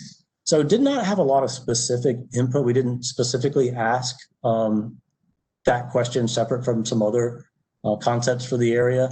But the overall theme of a walkable Midtown was pretty critical. And we heard that was just consistent throughout the plan process, that was a very high priority. We heard from a representative Hobbs that for the properties on Six Forks and nearby properties, the plan recommends 3 stories as part of the concept of a transition from this 12-story area in the waterfront district down to lower scale residential areas. The comment was that at least 4 stories and maybe more than that should be allowed. The principle here is the height transition that I mentioned. There wasn't a specific question about those individual properties, but a survey did illustrate these transitions and was 75% favorable average response. Similar with Hobbs and nearby properties on Atlantic Avenue. So the plan on these, this is Atlantic, closer to the core of that area, recommends between 5 and 7 stories.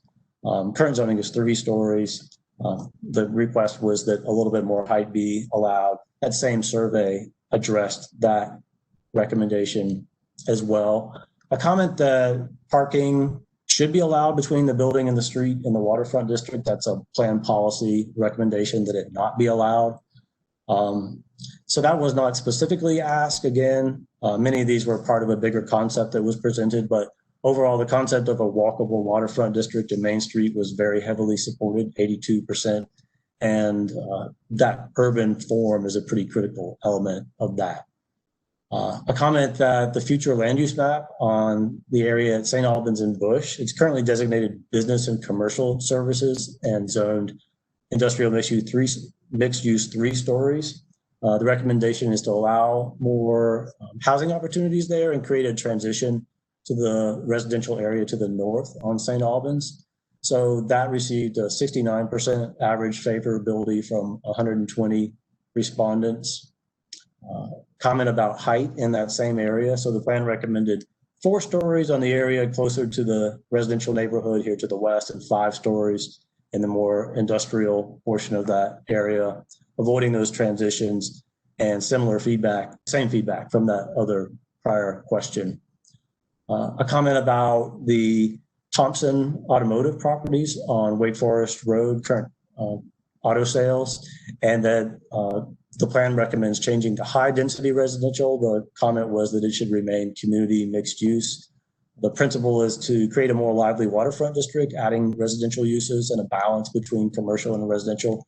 That receives 77% average support. And then lastly, a few comments about this area. This is Industrial Drive and Front Street. The plan did not recommend a change here. It's already high density residential, but the comment is to allow or actually designate that to be commercial mixed use. The plan, that high density residential category does envision commercial uses on the ground floor, and the plan actually provides some additional guidance that would support office uses as well. So very similar actually in nature to what that commercial use designation would permit in terms of zoning. A comment about height there. So the plan, that purple area recommends up to 12 stories. The comment was that 20 stories should be allowed in this area. The plan principle was that the highest heights in the plan would be at the core of the area and generally stepping down from there. And then I think lastly, a comment about the street plan here, the idea to create a more pedestrian-friendly gridded area in this waterfront district. A relatively minor change proposed to that street grid, But staff, one important principle is that the extension of Creekside Drive do connect to that added grid. Without that connection, there's much less of a connected grid and making it easier to walk and spreading out some of the vehicular trips. So next steps in general would be the committee's recommendation back to the full commission, which would make a recommendation to city council. Council will hold a public hearing. The commission, as part of its deliberation, can make recommendations on the plan as a whole and on specific elements of the plan. And so today will be, I know there's some people signed up to speak, and also I'm sure some committee deliberation. And again, staff will be taking notes as the committee works through this and providing a summary.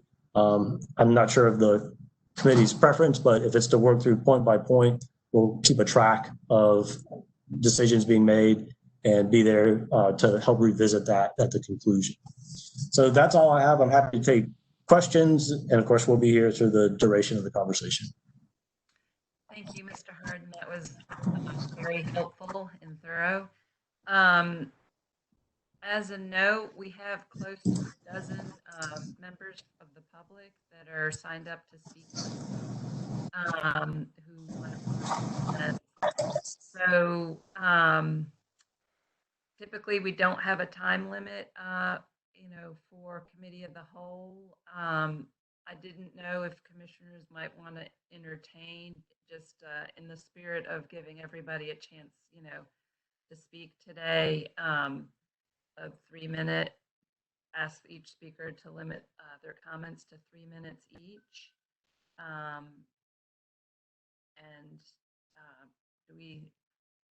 what's the pleasure of the commission? I'm getting some thumbs up. Okay. I think that'll help us hear from everybody.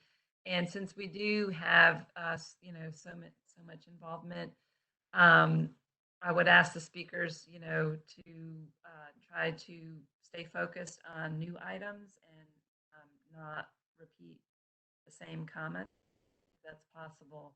And so with that in mind, I would ask, I guess, sorry, let me back up. With no further objection, I will recommend that we allot 3 minutes per speaker. And I would ask that the moderator introduce the speaker one at a time. All right. I'll just note, so I have 13 people signed up ahead of time, so I will go down that list, and I count another maybe 20 or so. So if you had not signed up and you wish me to call on you, please chat me and I'll put you in the queue. But we'll start with Tom Worth. And, Am I open? Sorry, if I can interject just for a second before we start the time clock. Just to give commissioners kind of a framework for how we plan, I'm thinking about going through this. We will hear from the public and address the sections as they come before us to speak. And then after we've done that, if there are any outstanding questions specifically from commissioners. Yes, Commissioner Tomasulo. I just wanted to check in quickly before, because I know while we're hearing from the public, you most likely are going to have to drop out of the meeting, and I'll pick up. So I just kind of wanted to take care of business ahead of time so that we didn't interrupt the public. But if there's 13 at 3 minutes, not everyone will most likely use the 13 minutes, but that's an hour. And then we have another 20 signed up. So technically that's 2 hours without any discussion. It could be less, but we're also online and everything else is going on. And I do just want to give a heads up that I can help for the final hour, but I have a hard stop at 7 and I cannot go past that, unfortunately. So I just wanted to let staff know and everybody know that I do have a hard stop at 7, and not having been a part of the previous conversation, will lean on my fellow commissioners for some discussion and guidance on this. Just because I haven't been able to watch. I wasn't unable to watch all 3 hours of the last committee of the whole meeting. So I guess I just kind of wanted to set expectations going into this, fully supporting, as many comments as we need to hear. But that if either staff or another member needs to take over, I did want, depending on how people decide to move this, I do have a hard stop at 7. Thank you, Commissioner Thomasul. I appreciate that. And thank you for doing the math for me. I thought it was 20 total, not 13 plus 20. So additionally, if we need to continue holding this at the table, hopefully we'll be able to hear everybody's comments, but that's also an option, for us. And so we do have a little time to get through all of this information, and we should take the time that we need to do that.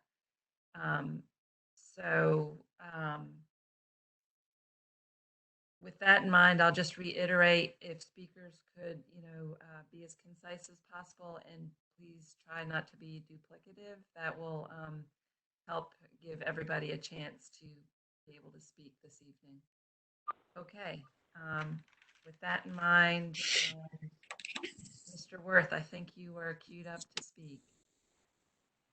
Yes, Tom Worth here, and thank you.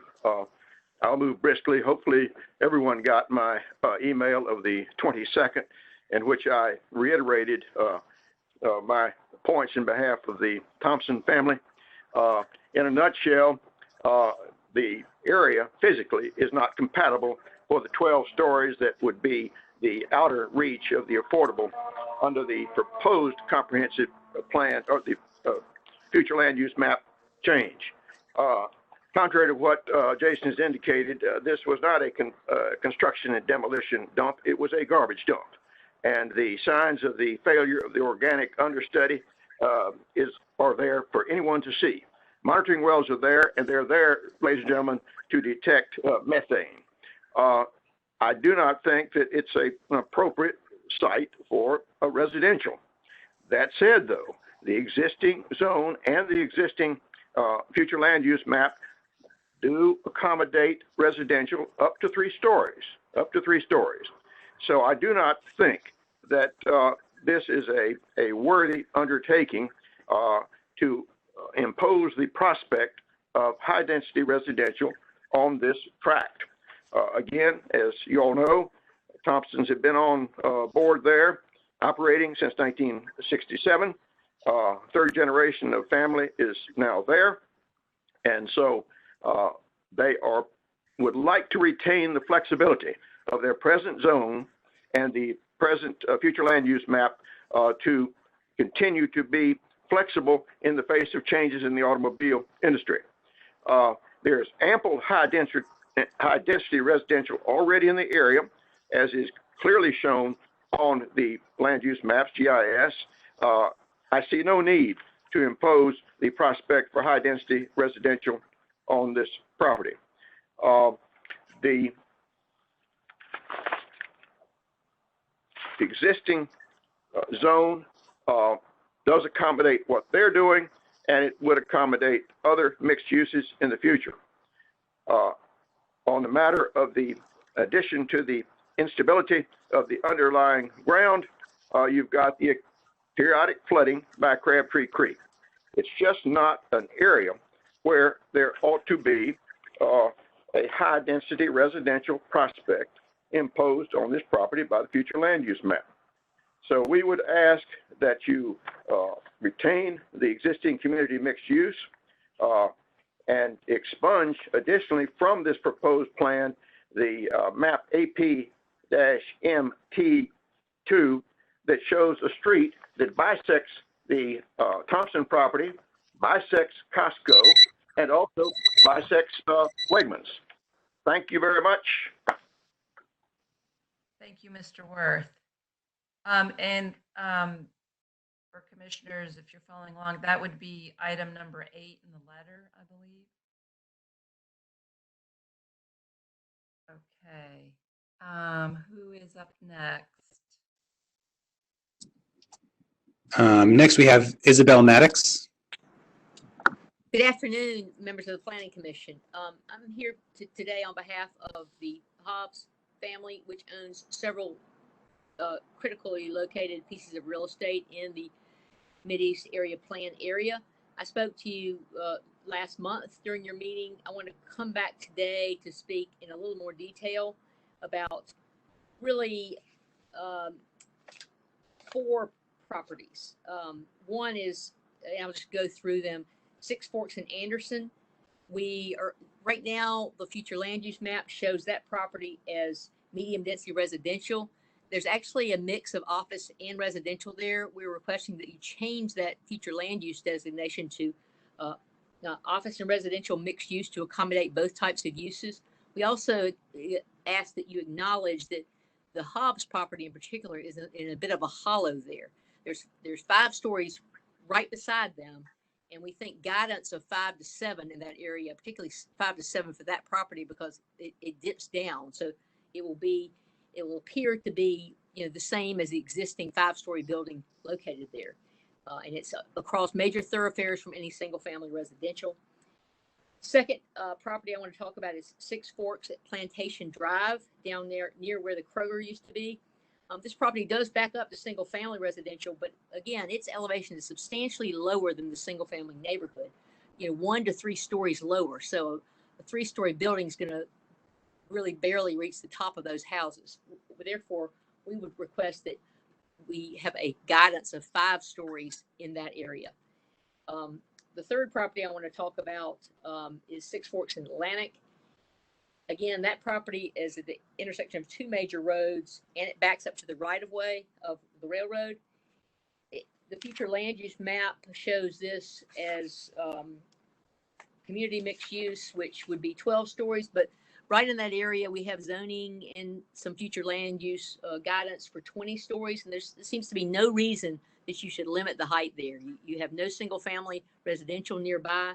You have other properties that are going to be that tall, and there doesn't seem any good reason to keep those heights limited in those locations. So I think these heights, the height guidance, and we realize this is not zoning, but it does set the stage for future rezoning and future redevelopment. And we think we do need to have that entitlement spread more equitably in this area. There's a lot of height given to the North Hills area, but we have a lot of tenants that serve critical social services needs, mental health and substance abuse and those types of things. They can't necessarily afford the rents at North Hills, but they can afford our rents, and we think we should get some of that guidance for more height in those locations. Navajo, we'd like to have 20-story height there, but our future land use map does contemplate that. Thank you.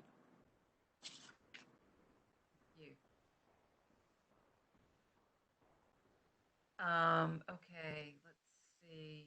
Who do we have up next? Next, I'll go to Amy Bush. Hello? Yes, go ahead, Amy. Can you hear me? Okay. Thank you so much for your time today and putting me in. I am a commercial real estate agent that has been practicing for 21 years in Raleigh. I'm speaking as a property owner and professional. My family owns industrial property at 3801 and 3811 Tar Heel Drive.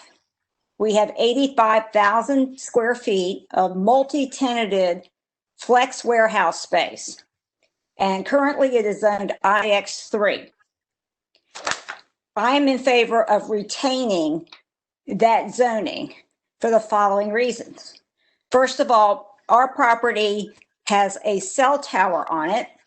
It has a railroad spur on it and utility easements and a lot of impervious surface area. So if the comprehensive plan changes this area to medium density residential, I think that this would severely impact my value of my property. I can't think of a single residential developer who would even want to touch it with a 10-foot pole. Furthermore, if my building burned down and I could not rebuild, I would not be able, I would lose 20,000 square feet of property that's currently income producing.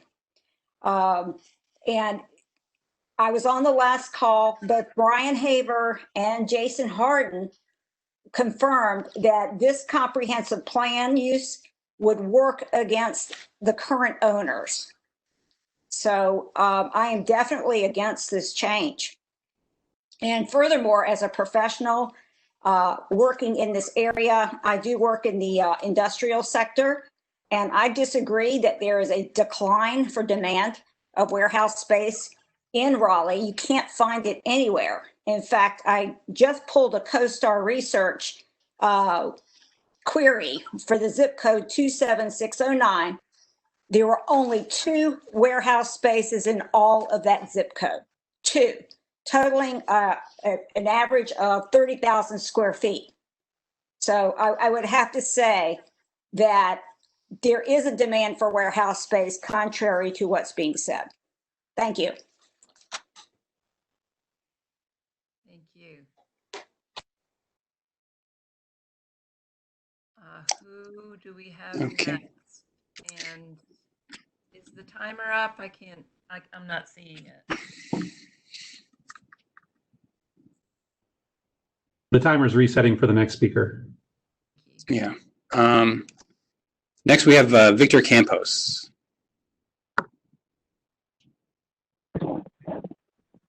Hello. Yep. Go ahead, Victor.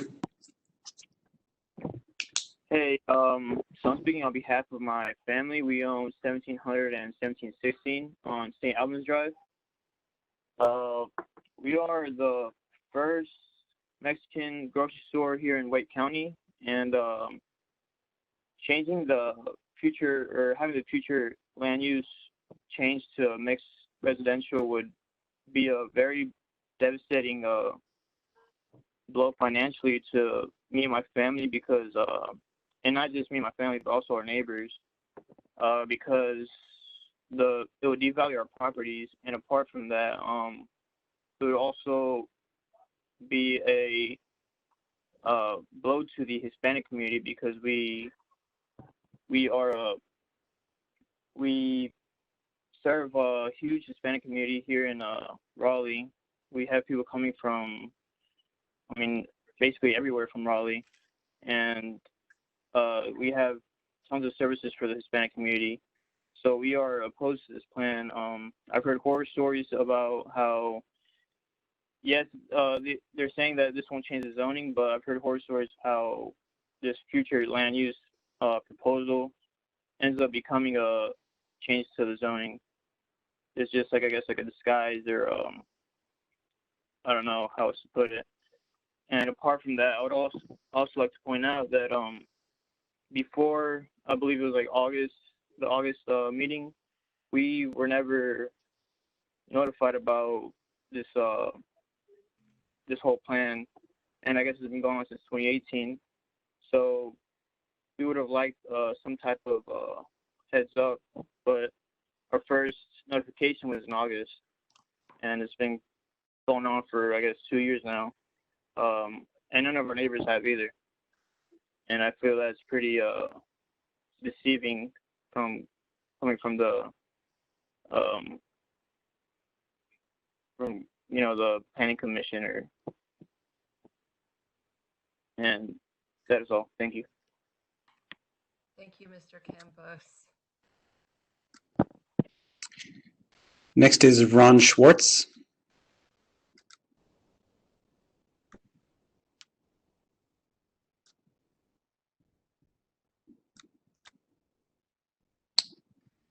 Ron, are you there? Okay, you can check him again later. I'll move on to Larry Helfand. I'm here. All right, go ahead, Larry. One thing you can do for me, Jason, can you take your presentation off the screen so I can see the commissioners? Thank you very much. I'm going to try to make this really simple because a lot of the comments I was going to make have already been stated. But one thing that would simplify the process and perhaps save you all a lot of time, there's a lot of emails. We don't have CACs anymore. The only options we have for speaking are both publicly and through communications and emails. If you could do me a favor and just give me a heads up that you receive the emails and that you read the emails, we can continue to kind of correspond with you in that manner. And that would simplify a lot of the public opportunities to speak. Can I see a show of hands perhaps to make sure you're getting the emails? Excellent. Thank you. Is that your preferred way of staying in correspondence? Okay. All right. On we go. First, I just want to take a small exception to one of Jason's statements. We've had a lot of dialogue, and in fact, it would be nice if you maintain a journal, perhaps, that you'll see the dialogue between Jason, Travis, and others, and the people asking the questions. That would help you a lot and probably save a lot of public commentary. The thing about the future land use map, Jason hit it on the head without even knowing it. It's not a zoning issue. Zoning comes later when they make the request for zoning. But when you predetermine what's supposed to be desired by the city, it just gives the developers an easy way to just turn right around. Gee, here's a land use. Let's go ahead and be compliant with it, and let's ask for the zoning. Why not? So that's where the biggest objection is. I prefer that zoning be zoning. Let it be discussed among the public and the people of interest and the people it affects, and let it be judged on its own merit. And in this particular case, it's all John Kane property in the case of North Hills. Now, I've reflected on this several times, but I'm going to try to approach it maybe differently this time. As you know, I've stated very openly that I don't think 20-story buildings fit today's objectives. The objectives are supposed to be affordable housing, high demand, supposed to be transit availability, high demand. The 20-story buildings will do nothing more than take away all of the public parking that's currently there if you go ahead with the urban design. The 20 stories will block all the available merchants from seeing what's within the mall. Now, I don't know if that's unique. It is to me. So all I'm asking is you take a hard look at it. It's going to increase traffic. It's not fair to the neighborhood, and it's way more than this particular area needs. Thank you. Next is Henry Van Paula. Hi, can you hear me? Yes, sir. Go ahead. My name is Dr. Henry Van Paula. I am a internal medicine gastroenterologist. I own North Hills Internal and Integrative Medicine at 1631 Town Place. I don't think you're taking into consideration that next to me is a dialysis center. To put up a dialysis center, you have to have an electrical grid that ensures that has electricity the entire time. In front of me is North Carolina Nephrology. To the side of me is Family Practice Associates. We paid a premium for these locations. I used to be on North Hills for several reasons. One, we have elderly people that come to our practices.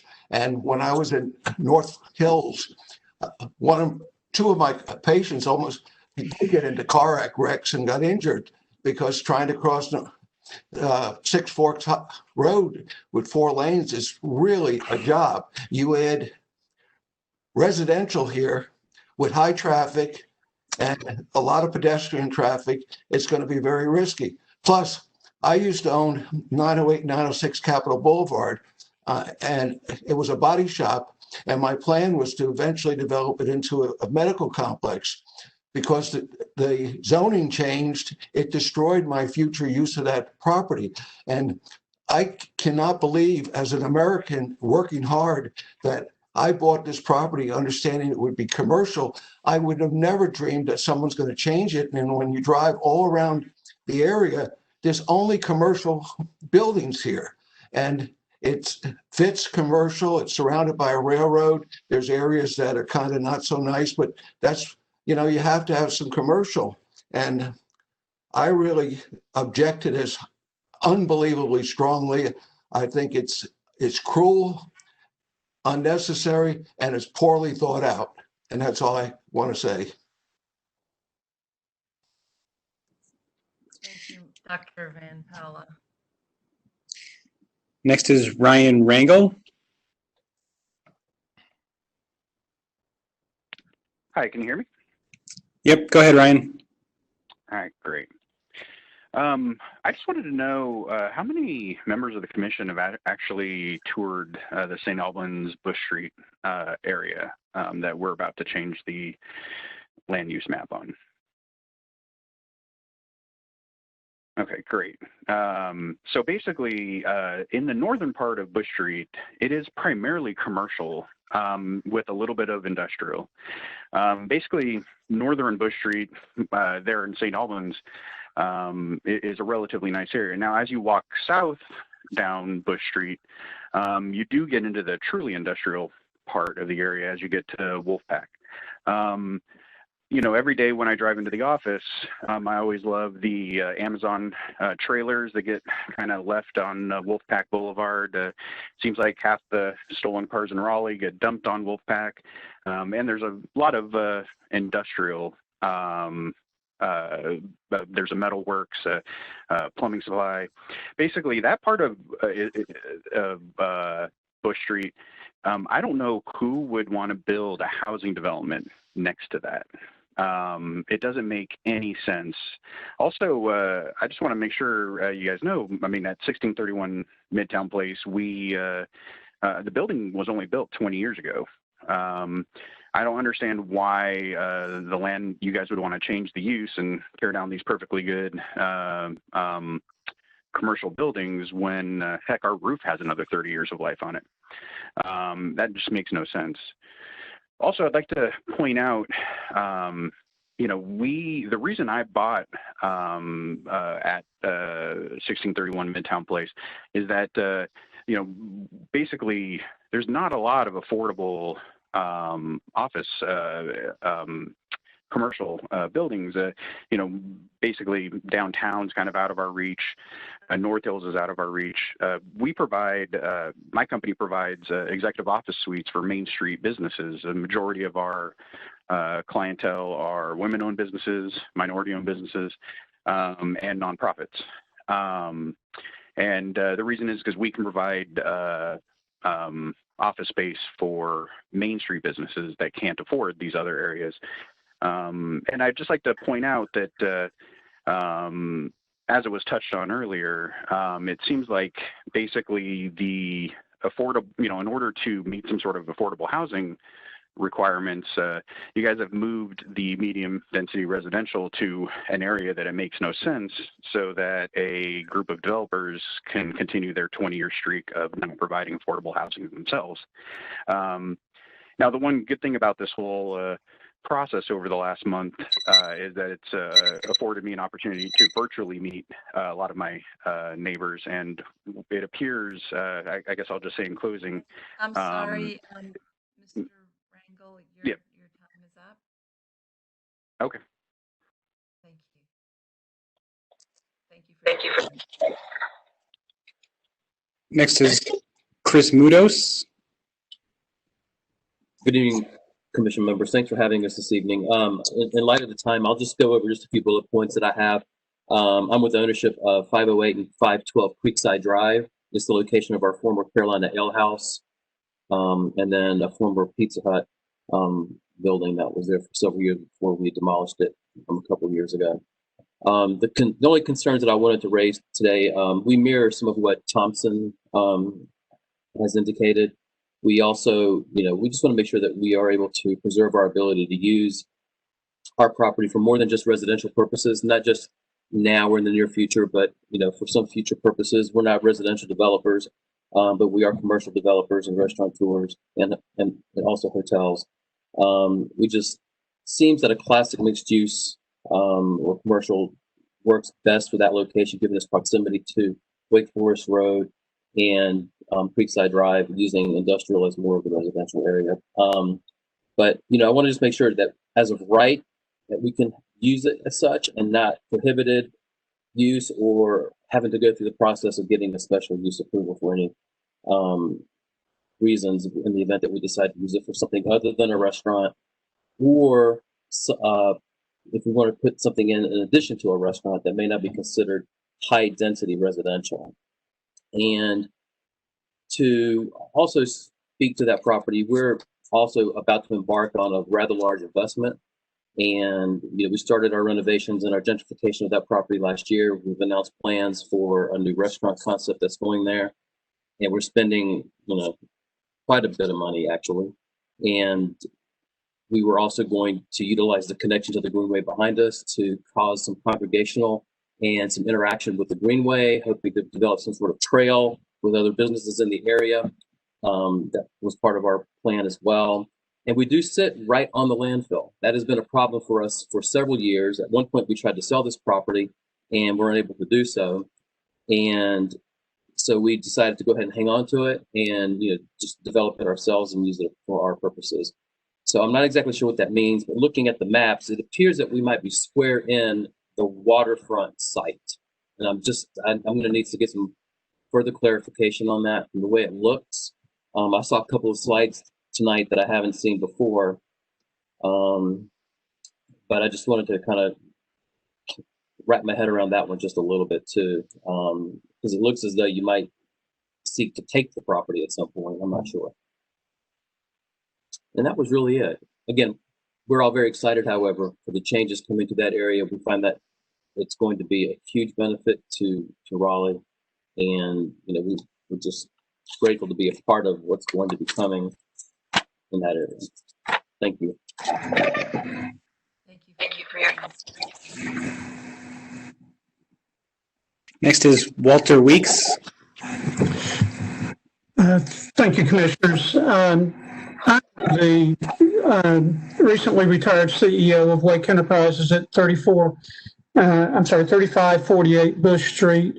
Wake Enterprises provides vocational training, day services, and some production work for people with developmental disabilities. Serves hundreds of people at that location each year. We purchased that site approximately 12 years ago because it was surrounded by our industrial customers, along with the availability of medical services in the immediate area, which is an asset when you're serving people with very severe disabilities. I also have a background a little bit in planning, land use planning and zoning. I'm currently the chair of the Planning Board and Board of Adjustment for the town of Coates. I'm past mayor of Coates. I was the chairperson of the Harnett County Board of Adjustment and chaired the land use plan development for the town of Coates a few years back.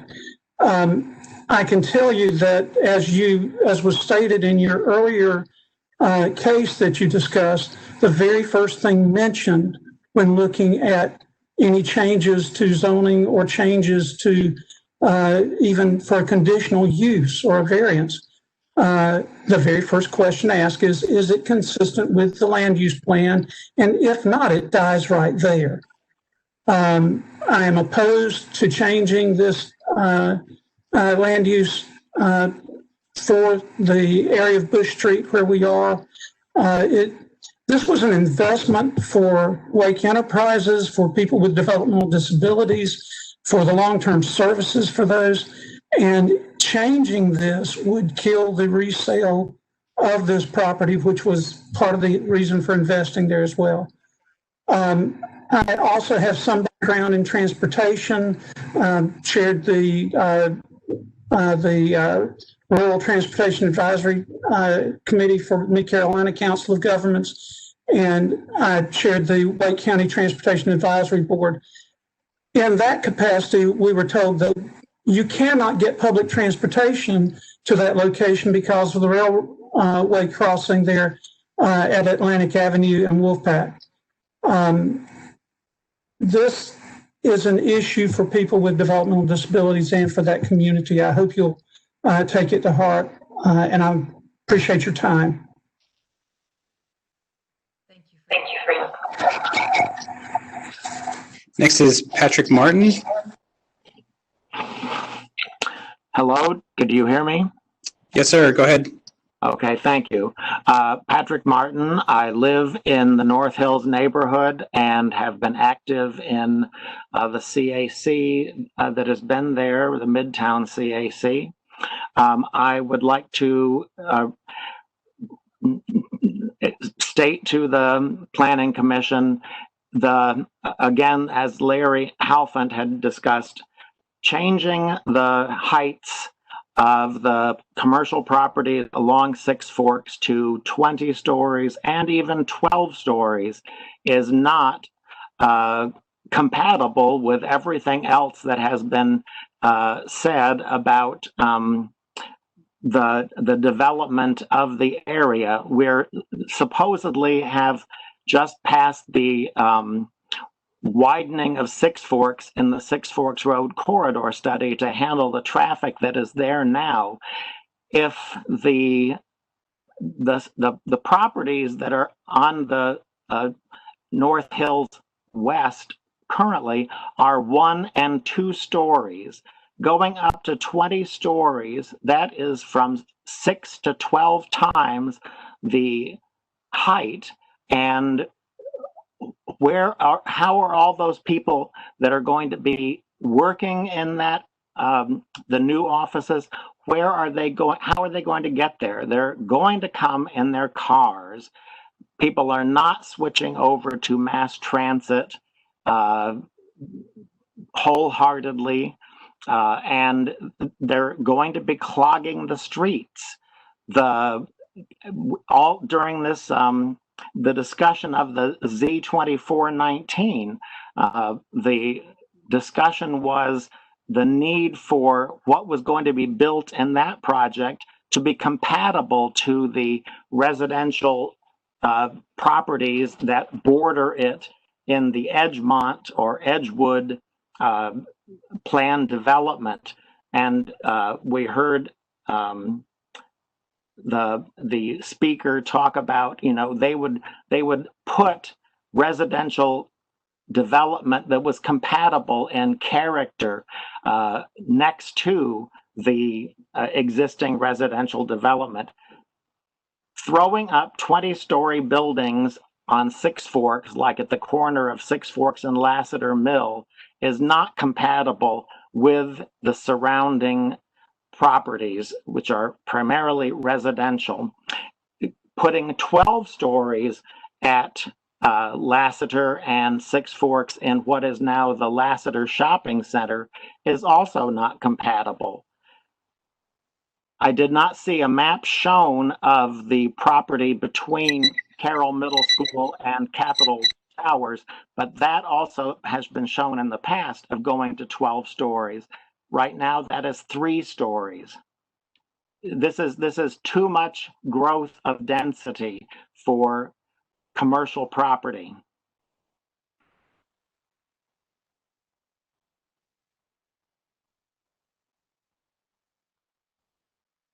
You're on mute, Tika. Thank you. Thank you. I was just saying thank you to Mr. Martin, that we appreciate his comments. And on that note, I'm going to hand the reins over to Mr. Tomasulo. And apologize for having to step off, but do want to reiterate that it's important to us to hear from the public, and we do want to hear from everybody. And we will take the time to do that and give the comments and this process all the time that it deserves. And with that, I'll sign off. Thank you. Next is Ron Schwartz. Thank you. Yep.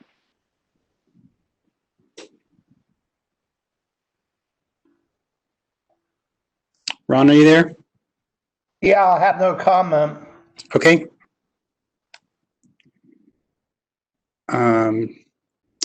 Next then is Patrick Boland.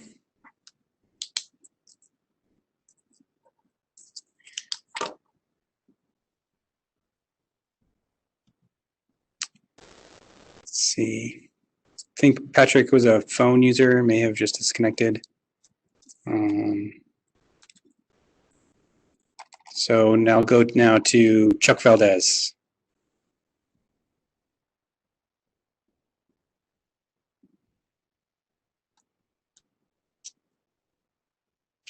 Chuck, are you there?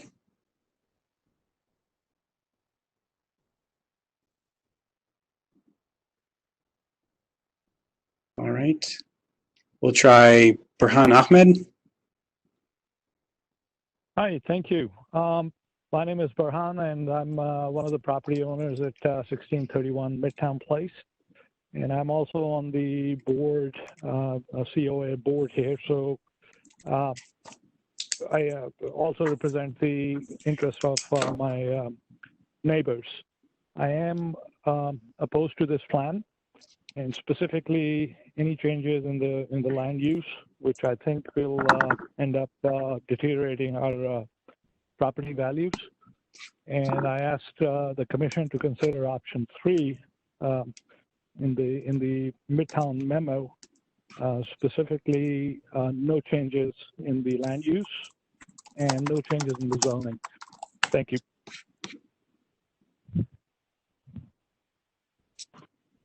Okay, thank you, Mr. Ahmed. All right. Next speaker, please. Next, I'll go to Mac Paul. Hey, do y'all hear me? Yep, go ahead, Mac. Okay, I'll be brief. I just sent an email before the last meeting and addressed you, and I'll just say, leave you with one point, and that this relates to the 35 acres of industrial property behind Wegmans along Industrial Drive. Jason, if you want to put that up. We had some very minor tweaks, very excited about the plan, the walkability. Spectrum Properties acquired this property a few months ago, so they were not part of the planning process until they acquired it. They're planning a significant mixed-use project, primarily multifamily and office with retail along the street there with Industrial Drive, so very much in line with the plan. The only thing we're asking for, in addition to some minor tweaks that Jason mentioned, is additional height. Right now it's up to 12 stories. We're seeking up to 20. It's very similar to the condition along the belt line where you have a large property that butts up against 440. This is also against the rail line. Very happy to see the news about the S line potential acquisition. And just to remind you, this is a city growth area. One of a handful where 60% of the future growth of the city should occur. And this, of all the areas within the Midtown plan, this assemblage is one of the greatest opportunities for some more density to absorb that future growth in the city, particularly along the lines that we're hoping to achieve with a more walkable environment. So again, the main point is just to get some additional height there along the belt line and the rail line. And it will complement the intensive commercial retail development with Wegmans and the shopping centers across industrial. Thanks very much for your time. All right, Thank you, Mr. Paul. All right, we'll try Patrick Bolin again.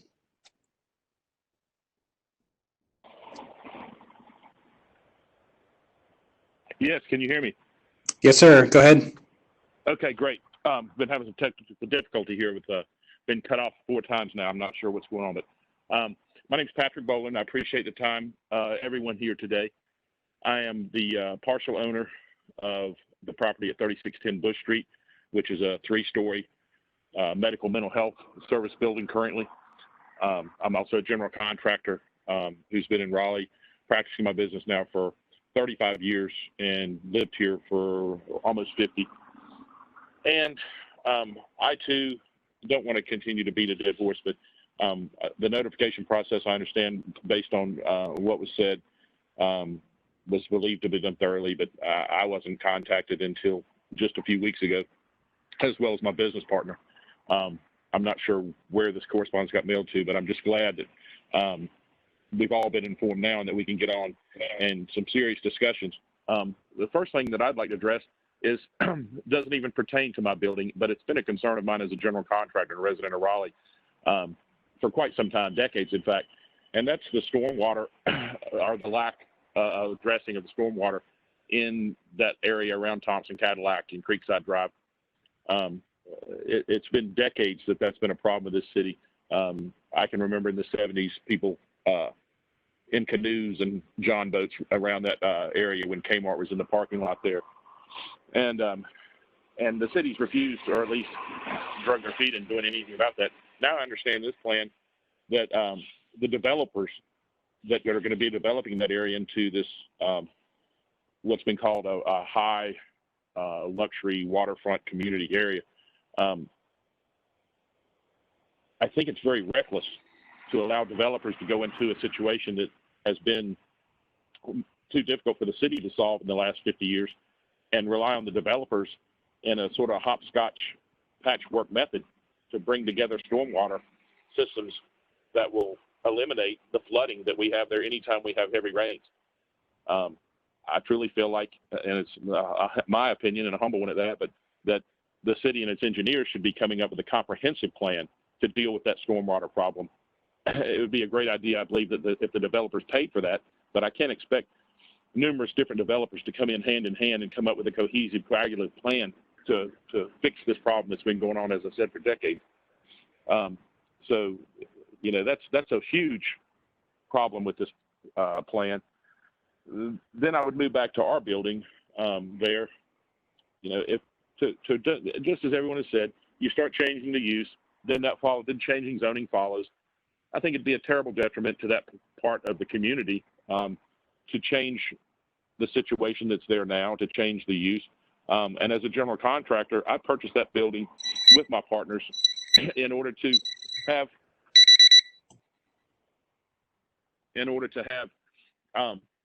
a platform to do further development that could benefit that community in a medical use space. Hello? Thank you very much, Mr. Boland. We've heard you yes, sir. Yep. But we've heard you and do appreciate your comments. I would like to speak again if someone else would like to yield their time to me at a later time. Thank you. Also, please feel free to send a follow-up email with specific details about what you discussed today, because as we noted earlier, we do all get the emails, and it's a great way to document the comments as well as refer back to, just because there's so much information coming at us. We're taking our notes and staff is taking notes, but it's also a great way to document specificity to your comments, needs, and desires. Okay, I'll just say this next caller is the last, so if anyone else would like to speak, please send me a chat. Otherwise, we have Chuck Valdez. Okay, can you hear me? Yep, go ahead, Chuck. Okay, I want to start out by saying we have legal counsel listening in. We also have the media listening in, and you guys should be absolutely ashamed of yourselves to put a 3-minute time limit. You didn't do it on the first series, and we're not going to do it here. I'm representing many property owners. I'm the property owner at 3610 Bush Street. I'm also a commercial real estate broker. The council and the commission is in possession of some recommendations for planned use. The plan as it is done is to exclusively benefit the Kane and DeWitt development. Jason was being dishonest in sharing that the plan does not center around a specific project, because it does. As he mentioned about a planned use development has different allocations for community needs. And when you put a certain amount of allocations within a certain area, you have to put other allocations elsewhere. In Mr. Rangel's ask of question about has anyone toured the area, Jason Harden is leading the charge, and he didn't raise his hand. He clearly is uninformed and has done this plan recklessly. When we talk about 69% approval with 129 respondents of the planned use change at Bush Street, not one property owner was part of the survey, and they're negatively adversely affected by it, to the tune of millions of dollars in certain properties and hundreds of thousands of dollars by other properties. And when we look at how you treated the Jim Anthony project, I've known Jim for many, many years, great guy. Over there on New Bern Avenue, there's a need for a project as such on New Bern Avenue. There's not a need here, but when Worth Mills came to the plan, he came so humbly, and they considered a plan that has less traffic. Your North Hills plan has more traffic. They considered a plan that was harmonious. This North Hill property is not harmonious. They considered a plan that has buffered residents. This does not. You've had 100% opposition by our residents to this plan.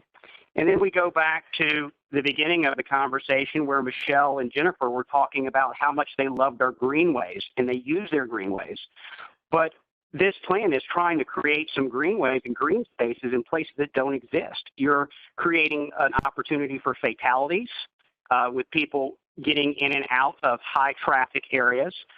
Nicole Bennett mentioned last time the COVID concern in building office and retail space when it's not needed and people are vacating office and retail space. They're not doing that in medical, which is what we have, and we have it at a very affordable price. We look at Ms. Winters and her mention of affordable housing. I've represented many developers.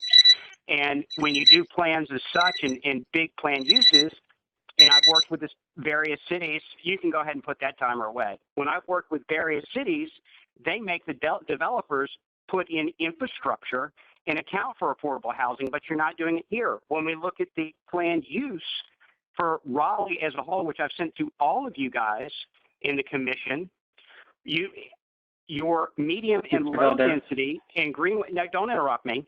Your medium and low density areas are in your floodplains, in your creeks, but what you're doing is you're molesting and destroying our wildlife in our creeks to do high density, and then you're asking the city to pay for this infrastructure, to pay for these developers' profits. Mr. Valdez, Mr. Valdez, do not interrupt me. Do not interrupt me. And we may Jennifer add more time and open it up for other people, but we're going to treat everyone the same at this point. Okay. Well, let me also tell you this. Okay. If you guys continue to avoid us and misinform us, as I've told you before, we do have legal counsel and we'll take that course. So this is inappropriate. And Jason Harden did this. You guys are very aware of the opposition. Sure. You have lots of emails from me. Sure. And people are paying attention to you. We hear you, sir. Okay. I'm just trying to treat everyone as we're trying to plan to give everyone their time. And if we had more time, then we could add more time. Until an hour or two prior to the call, which you've done on purpose. Ira, can you please? Okay. Do we have the table back? Yes, sir. Okay. So I understand that there is a lot of emotion around this and that there are still a lot of moving parts and that this is not near any kind of finished state. So I want to acknowledge that. And we hear everyone who's speaking today. And, you know, observation is that we have to do a little bit more on our end to kind of pull together some of these high-level feedback and responses. I was not at the last meeting. I don't normally head this meeting, so I just want to let the public know that. I would like to maybe turn it back to Jason Harden to just hear a little bit about, or perhaps open it up to the commission just to hear some response to what we're hearing today. If it's new, if it's different, or if it's the same. There's obviously a lot of business owners in town who have a lot of feedback, and kind of wanted to open up for a little bit of discussion right now. It does sound like there could be a few folks who want to add additional comments, but at this point in time, you know, I think that I'd like to hear from either staff, Travis or you, Jason, on some of this, or open it up to the commission. Yeah, I can provide a little bit more information. Let me go back to sharing my screen. So I'm going to go to the recommendation that it seems like is getting the highest number of comments, which is the area at St. Albans and Bush. So the thought process here was that Midtown is obviously a major employment center. There's less residential, there's high demand for residential. So looking for a way for properties, if in the future there's demand for residential on them, to transition to that use is the thought process. Industrial mixed use, which is the current zoning in that area that you see outlined as medium density residential, it does allow residential. It doesn't allow it on the ground floor, and generally is not the most supportive zoning category for residential. So this future land use map change would be more supportive of a 4 or 5 story residential product. That said, what you see there on the screen, it's the same information that was contained in the memo. Obviously, a number of comments from property owners here who are concerned about their future uses here. And so what staff has outlined is different options that still align with the overall plan input that maybe address some of those concerns.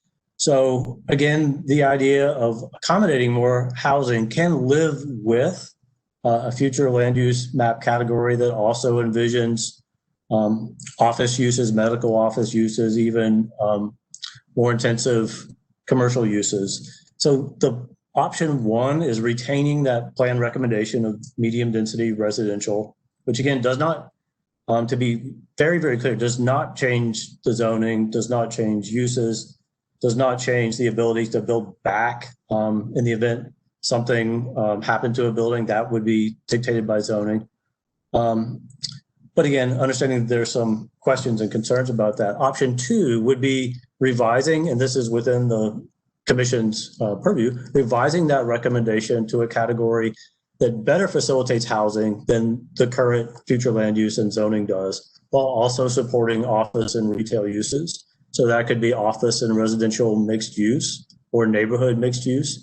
And then option 3, revising the recommendation to simply retain the existing adopted business and commercial services future land use map designation. And the thought process there was that any option sort of in between the plan recommendation and the status quo, not that the status quo was always exactly right, but any of those would still essentially be in line with plan input. So those are all reasonable options, staff believes, for how the commission could act on this particular section of the plan.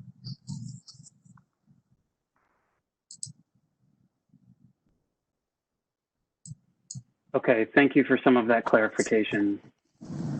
I guess another question, I mean, Jason,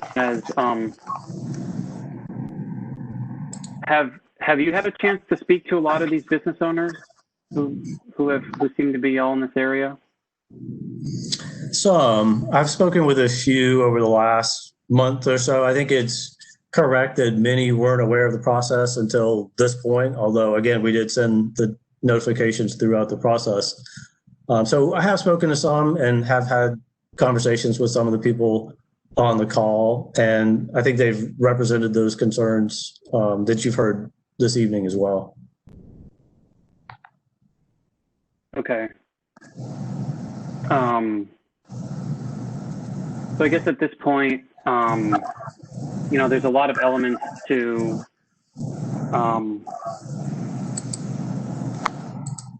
checking some of my notes. I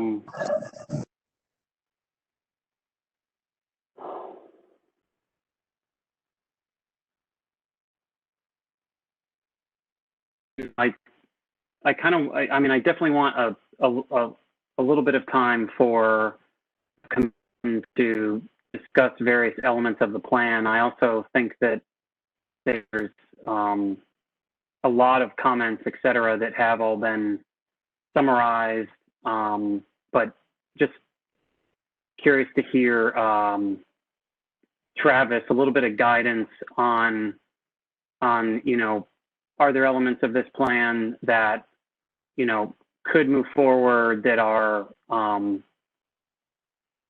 that are less significant in change, and then hold, or Jason, hold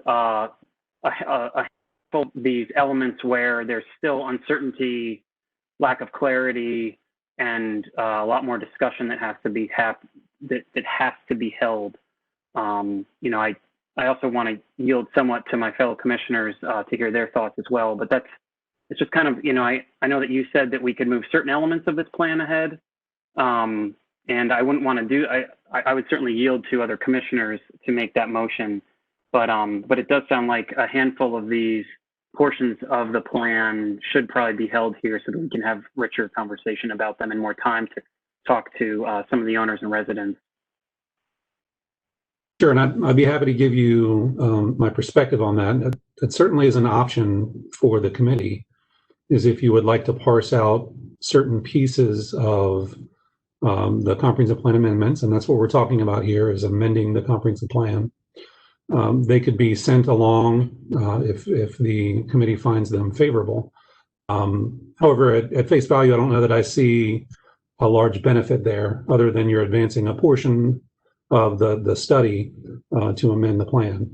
And another option for you here would be to just hold the entire item and focus specifically on these comments that we heard at your last meeting and the comments that we've heard tonight. I think that staff can drill down a little bit deeper, and you can really focus on the request as it's shown in the plan today, and the comments that would change a certain element of the plan if you were to agree with the commenter. So you've got a number of different options in front of you. You know, if you were asked me to pick one versus another, I'd say it's a bit cleaner just to keep the entirety of the plan together and focus on the areas where you've gotten the most comment to date.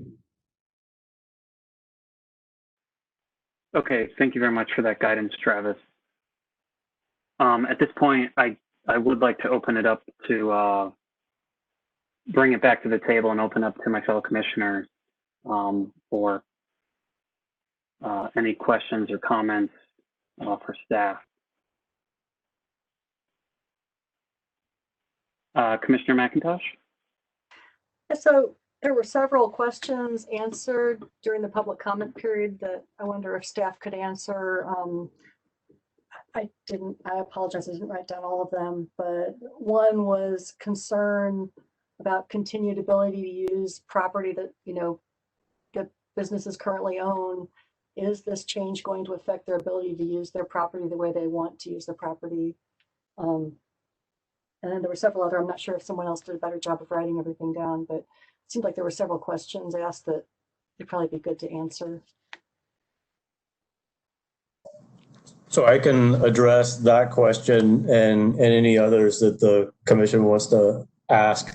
So the answer would be no. The future land use map would not affect that. That would be a zoning change. It would require a zoning change to change the ability of a property owner to use their property in a certain way. And even then, there are provisions for non-conforming uses. So it would not affect the ability of anyone to continue to use their property.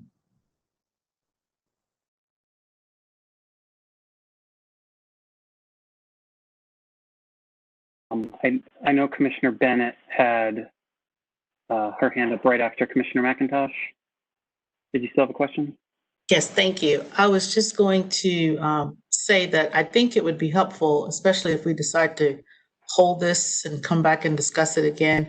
It seems like there are many elements of the plan that aren't really in dispute. People are okay with. There are just a few that are the ones that we really need to drill down and discuss.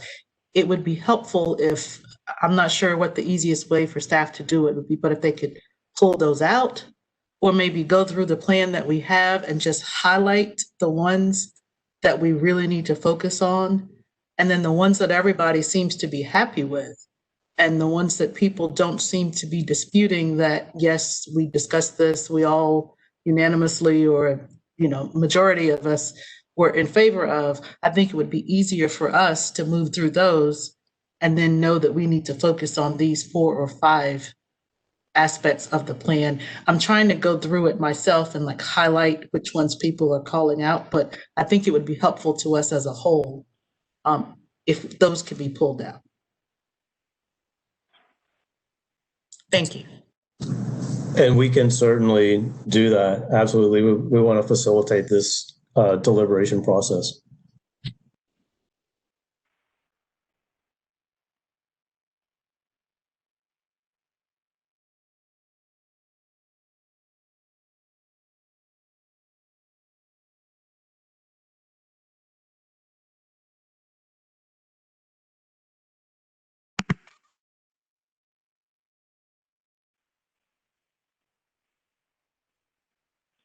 Commissioner Fox? Making sure we can all hear everybody.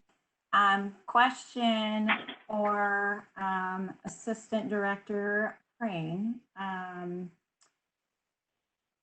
We talked a lot about how the future land use map is used for rezoning cases. Are there other uses for it in the context of the comprehensive plan? That's the primary purpose of the future land use map, is if a property owner were to approach the city and ask for rezoning, staff would perform an analysis of consistency with the comprehensive plan. So that would be the primary point of discussion during the rezoning process, which is a process that the applicant or the property owner approaches the city for in most cases.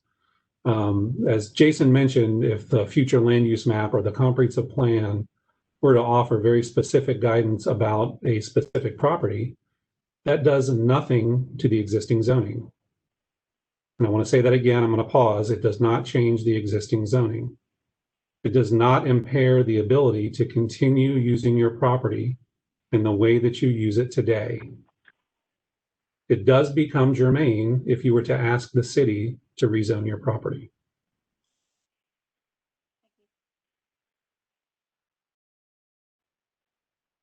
Okay, thank you for that question. Any other questions at the moment? I did have a follow-up to that, Travis.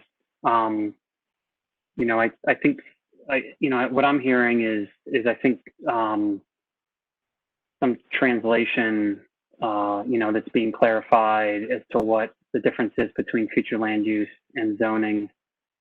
You know, I guess another point of clarification is, you know, is clarifying, you know, is there any way that the city can rezone someone's property without their authority?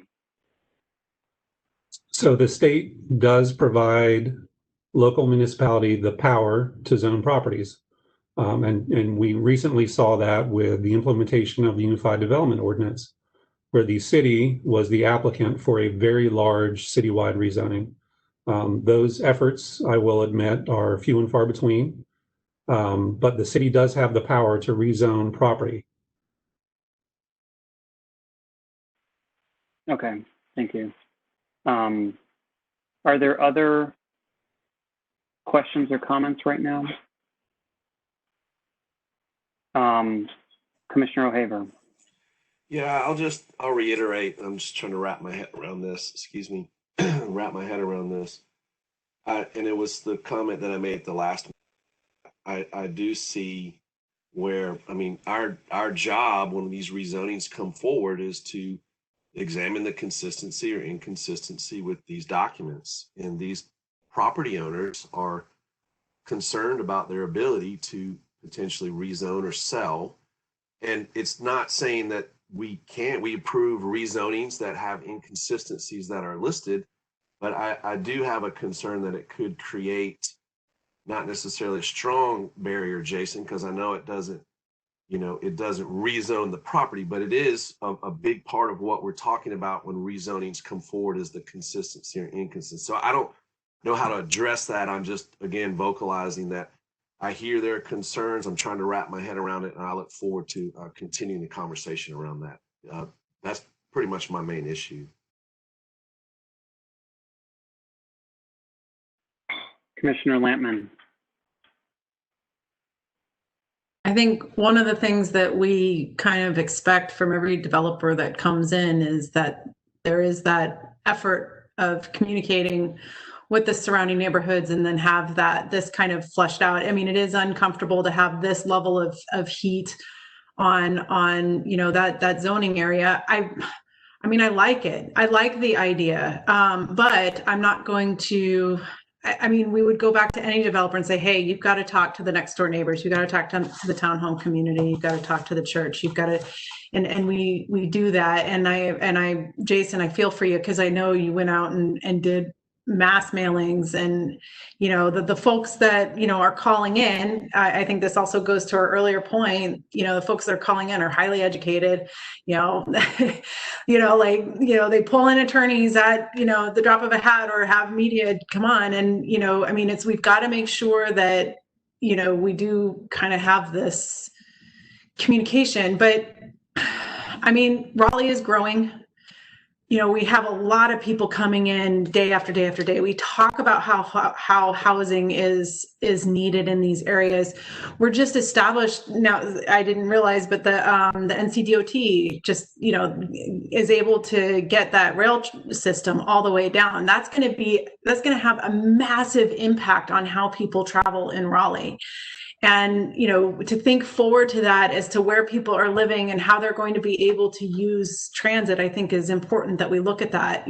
Is the fact that is now a new variable, is that something that we need to consider in the Midtown plan? Because it is going to go right through it.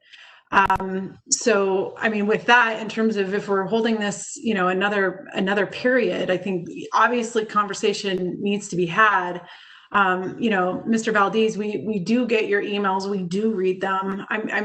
If we need to have, if I need to have a conversation so I can understand, but I mean, I think this is just, it's unfortunate that, this is different than other cases we've seen in the past that have been contentious.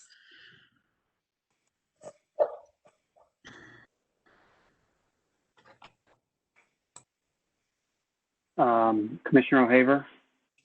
Yeah, I'm probably going to get a lot of eyes rolling on this comment, and so I'll go ahead and apologize in advance. I just want to clarify something, and a lot of the folks that we heard today were not developers. It's not only developers, it's applicants, it's property owners, it's residents. And so I just, a developer sometimes just has a negative connotation. People don't trust them, or they're looking to game the system. And I think it's important to understand that, these are property owners, these are business owners, these are applicants that are concerned about their property, not just developers. So again, pardon me if that was a little annoying, but I just felt necessary to make that comment.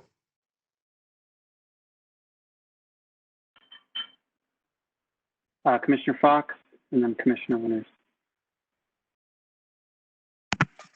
There we go.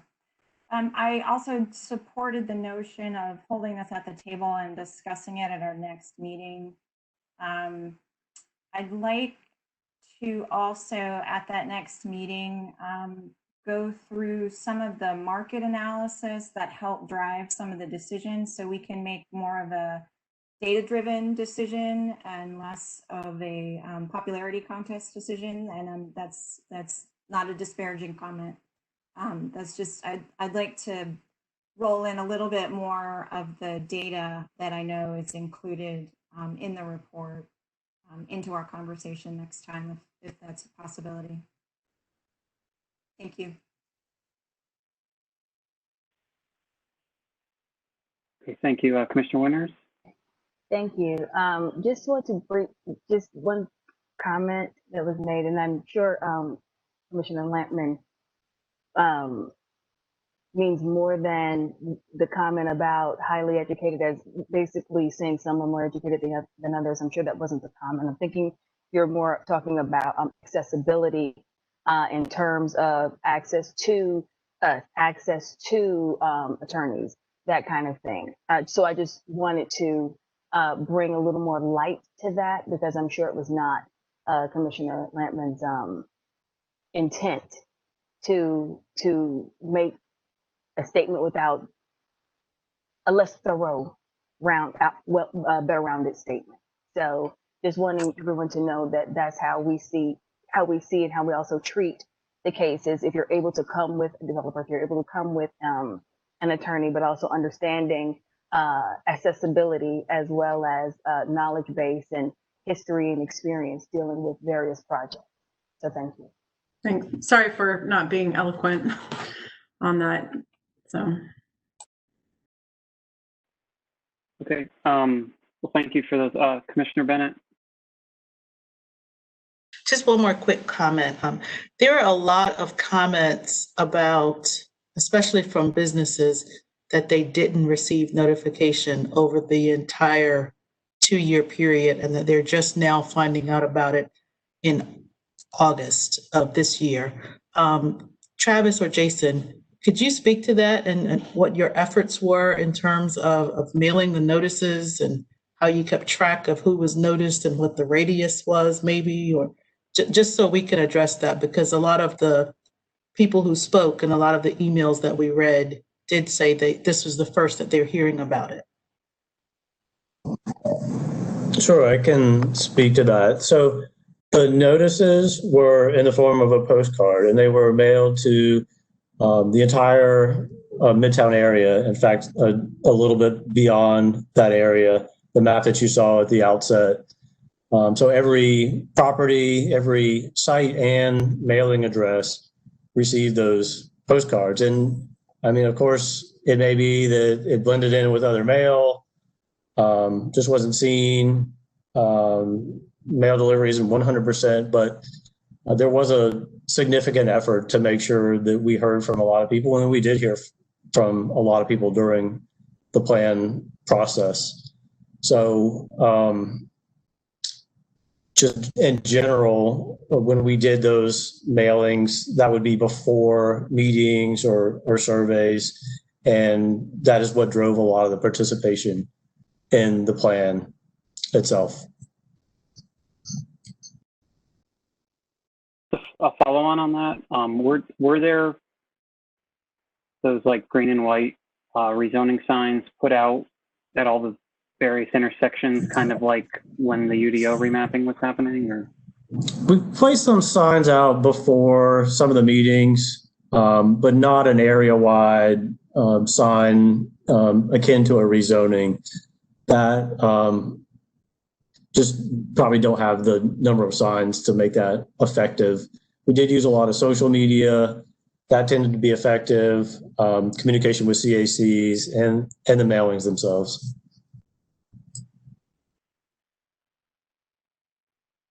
Okay, well, I think just a pin for this at another kind of in context of something else that we're going through with the notification around rezonings. It's just, I think something like an area plan is something that we should be thinking about when looking at that other text change that we're addressing right now as well. Something else that I had a question on that is kind of supporting and following up Commissioner Fox's statement was this area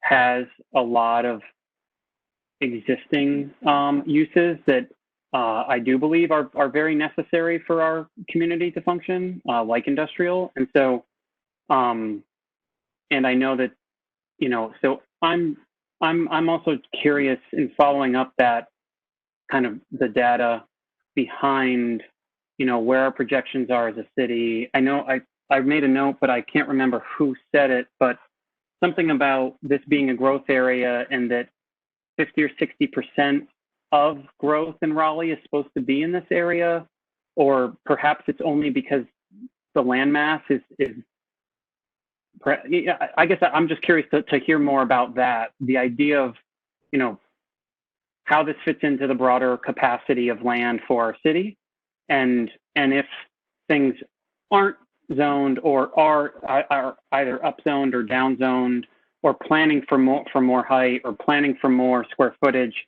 various places, like how that impacts the push and pull on other parts of the community and other parts of the city, how that impacts, I know this is again a huge, big, audacious, quandary of the 21st century city, but is there more like information that can also put this in the context of the city at large, with how the additional kind of utility that's being provided here, either up or down, is impacting, our needs as a community writ large. And so I think that's,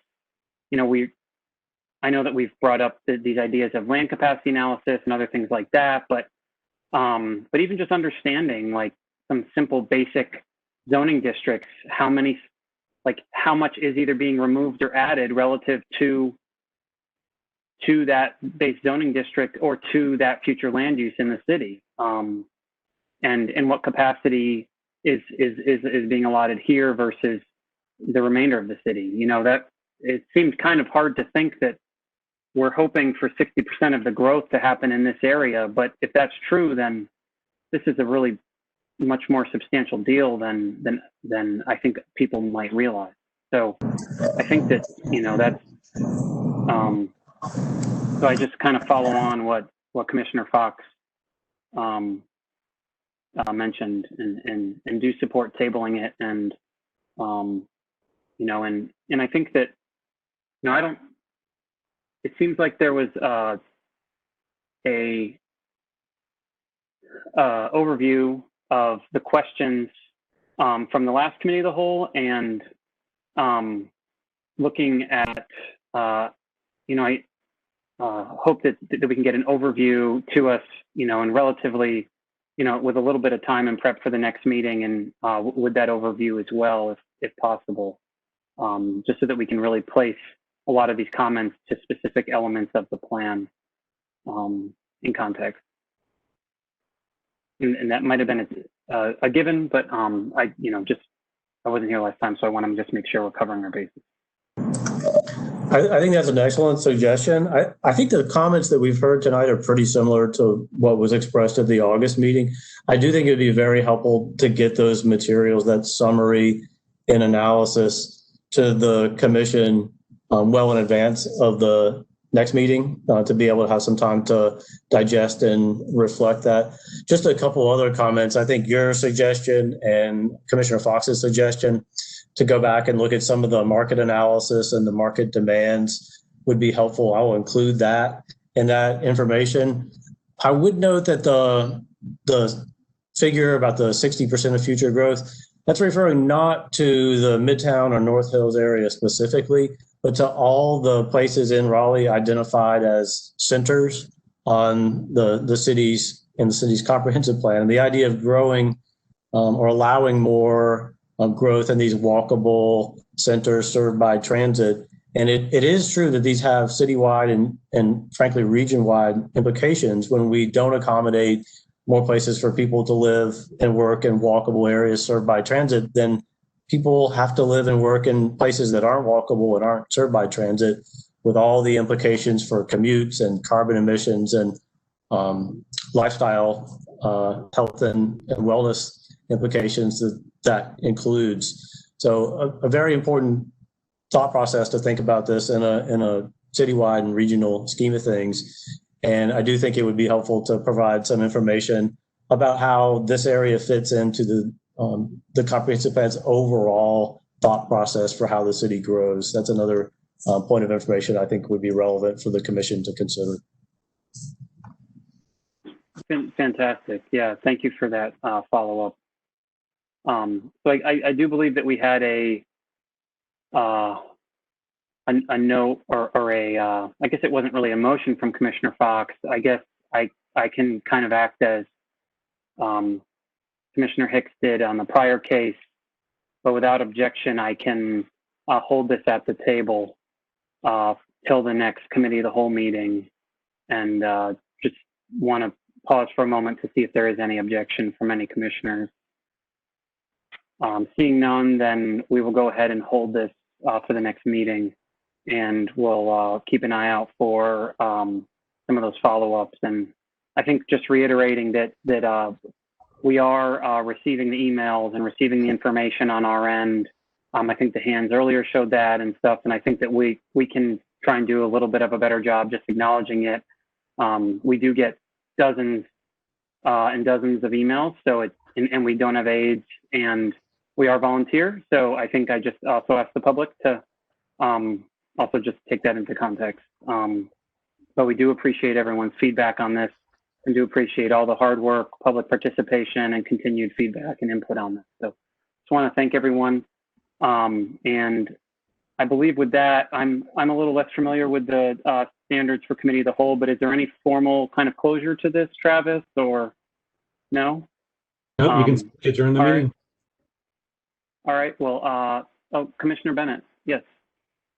Just real quick, I know we're all ready to go, but I would just like to thank Travis and Jason for putting together all of the information that they did prior to this meeting and sending it to us, and for compiling the information that they're going to do for the next meeting. You know, I know that's a lot of work, and I just want to acknowledge that we do appreciate it. So thank you very much for what you're doing. Very much so. Second. All right. Well, with that, I will adjourn the meeting, and we will reconvene next month. Thank you, everybody.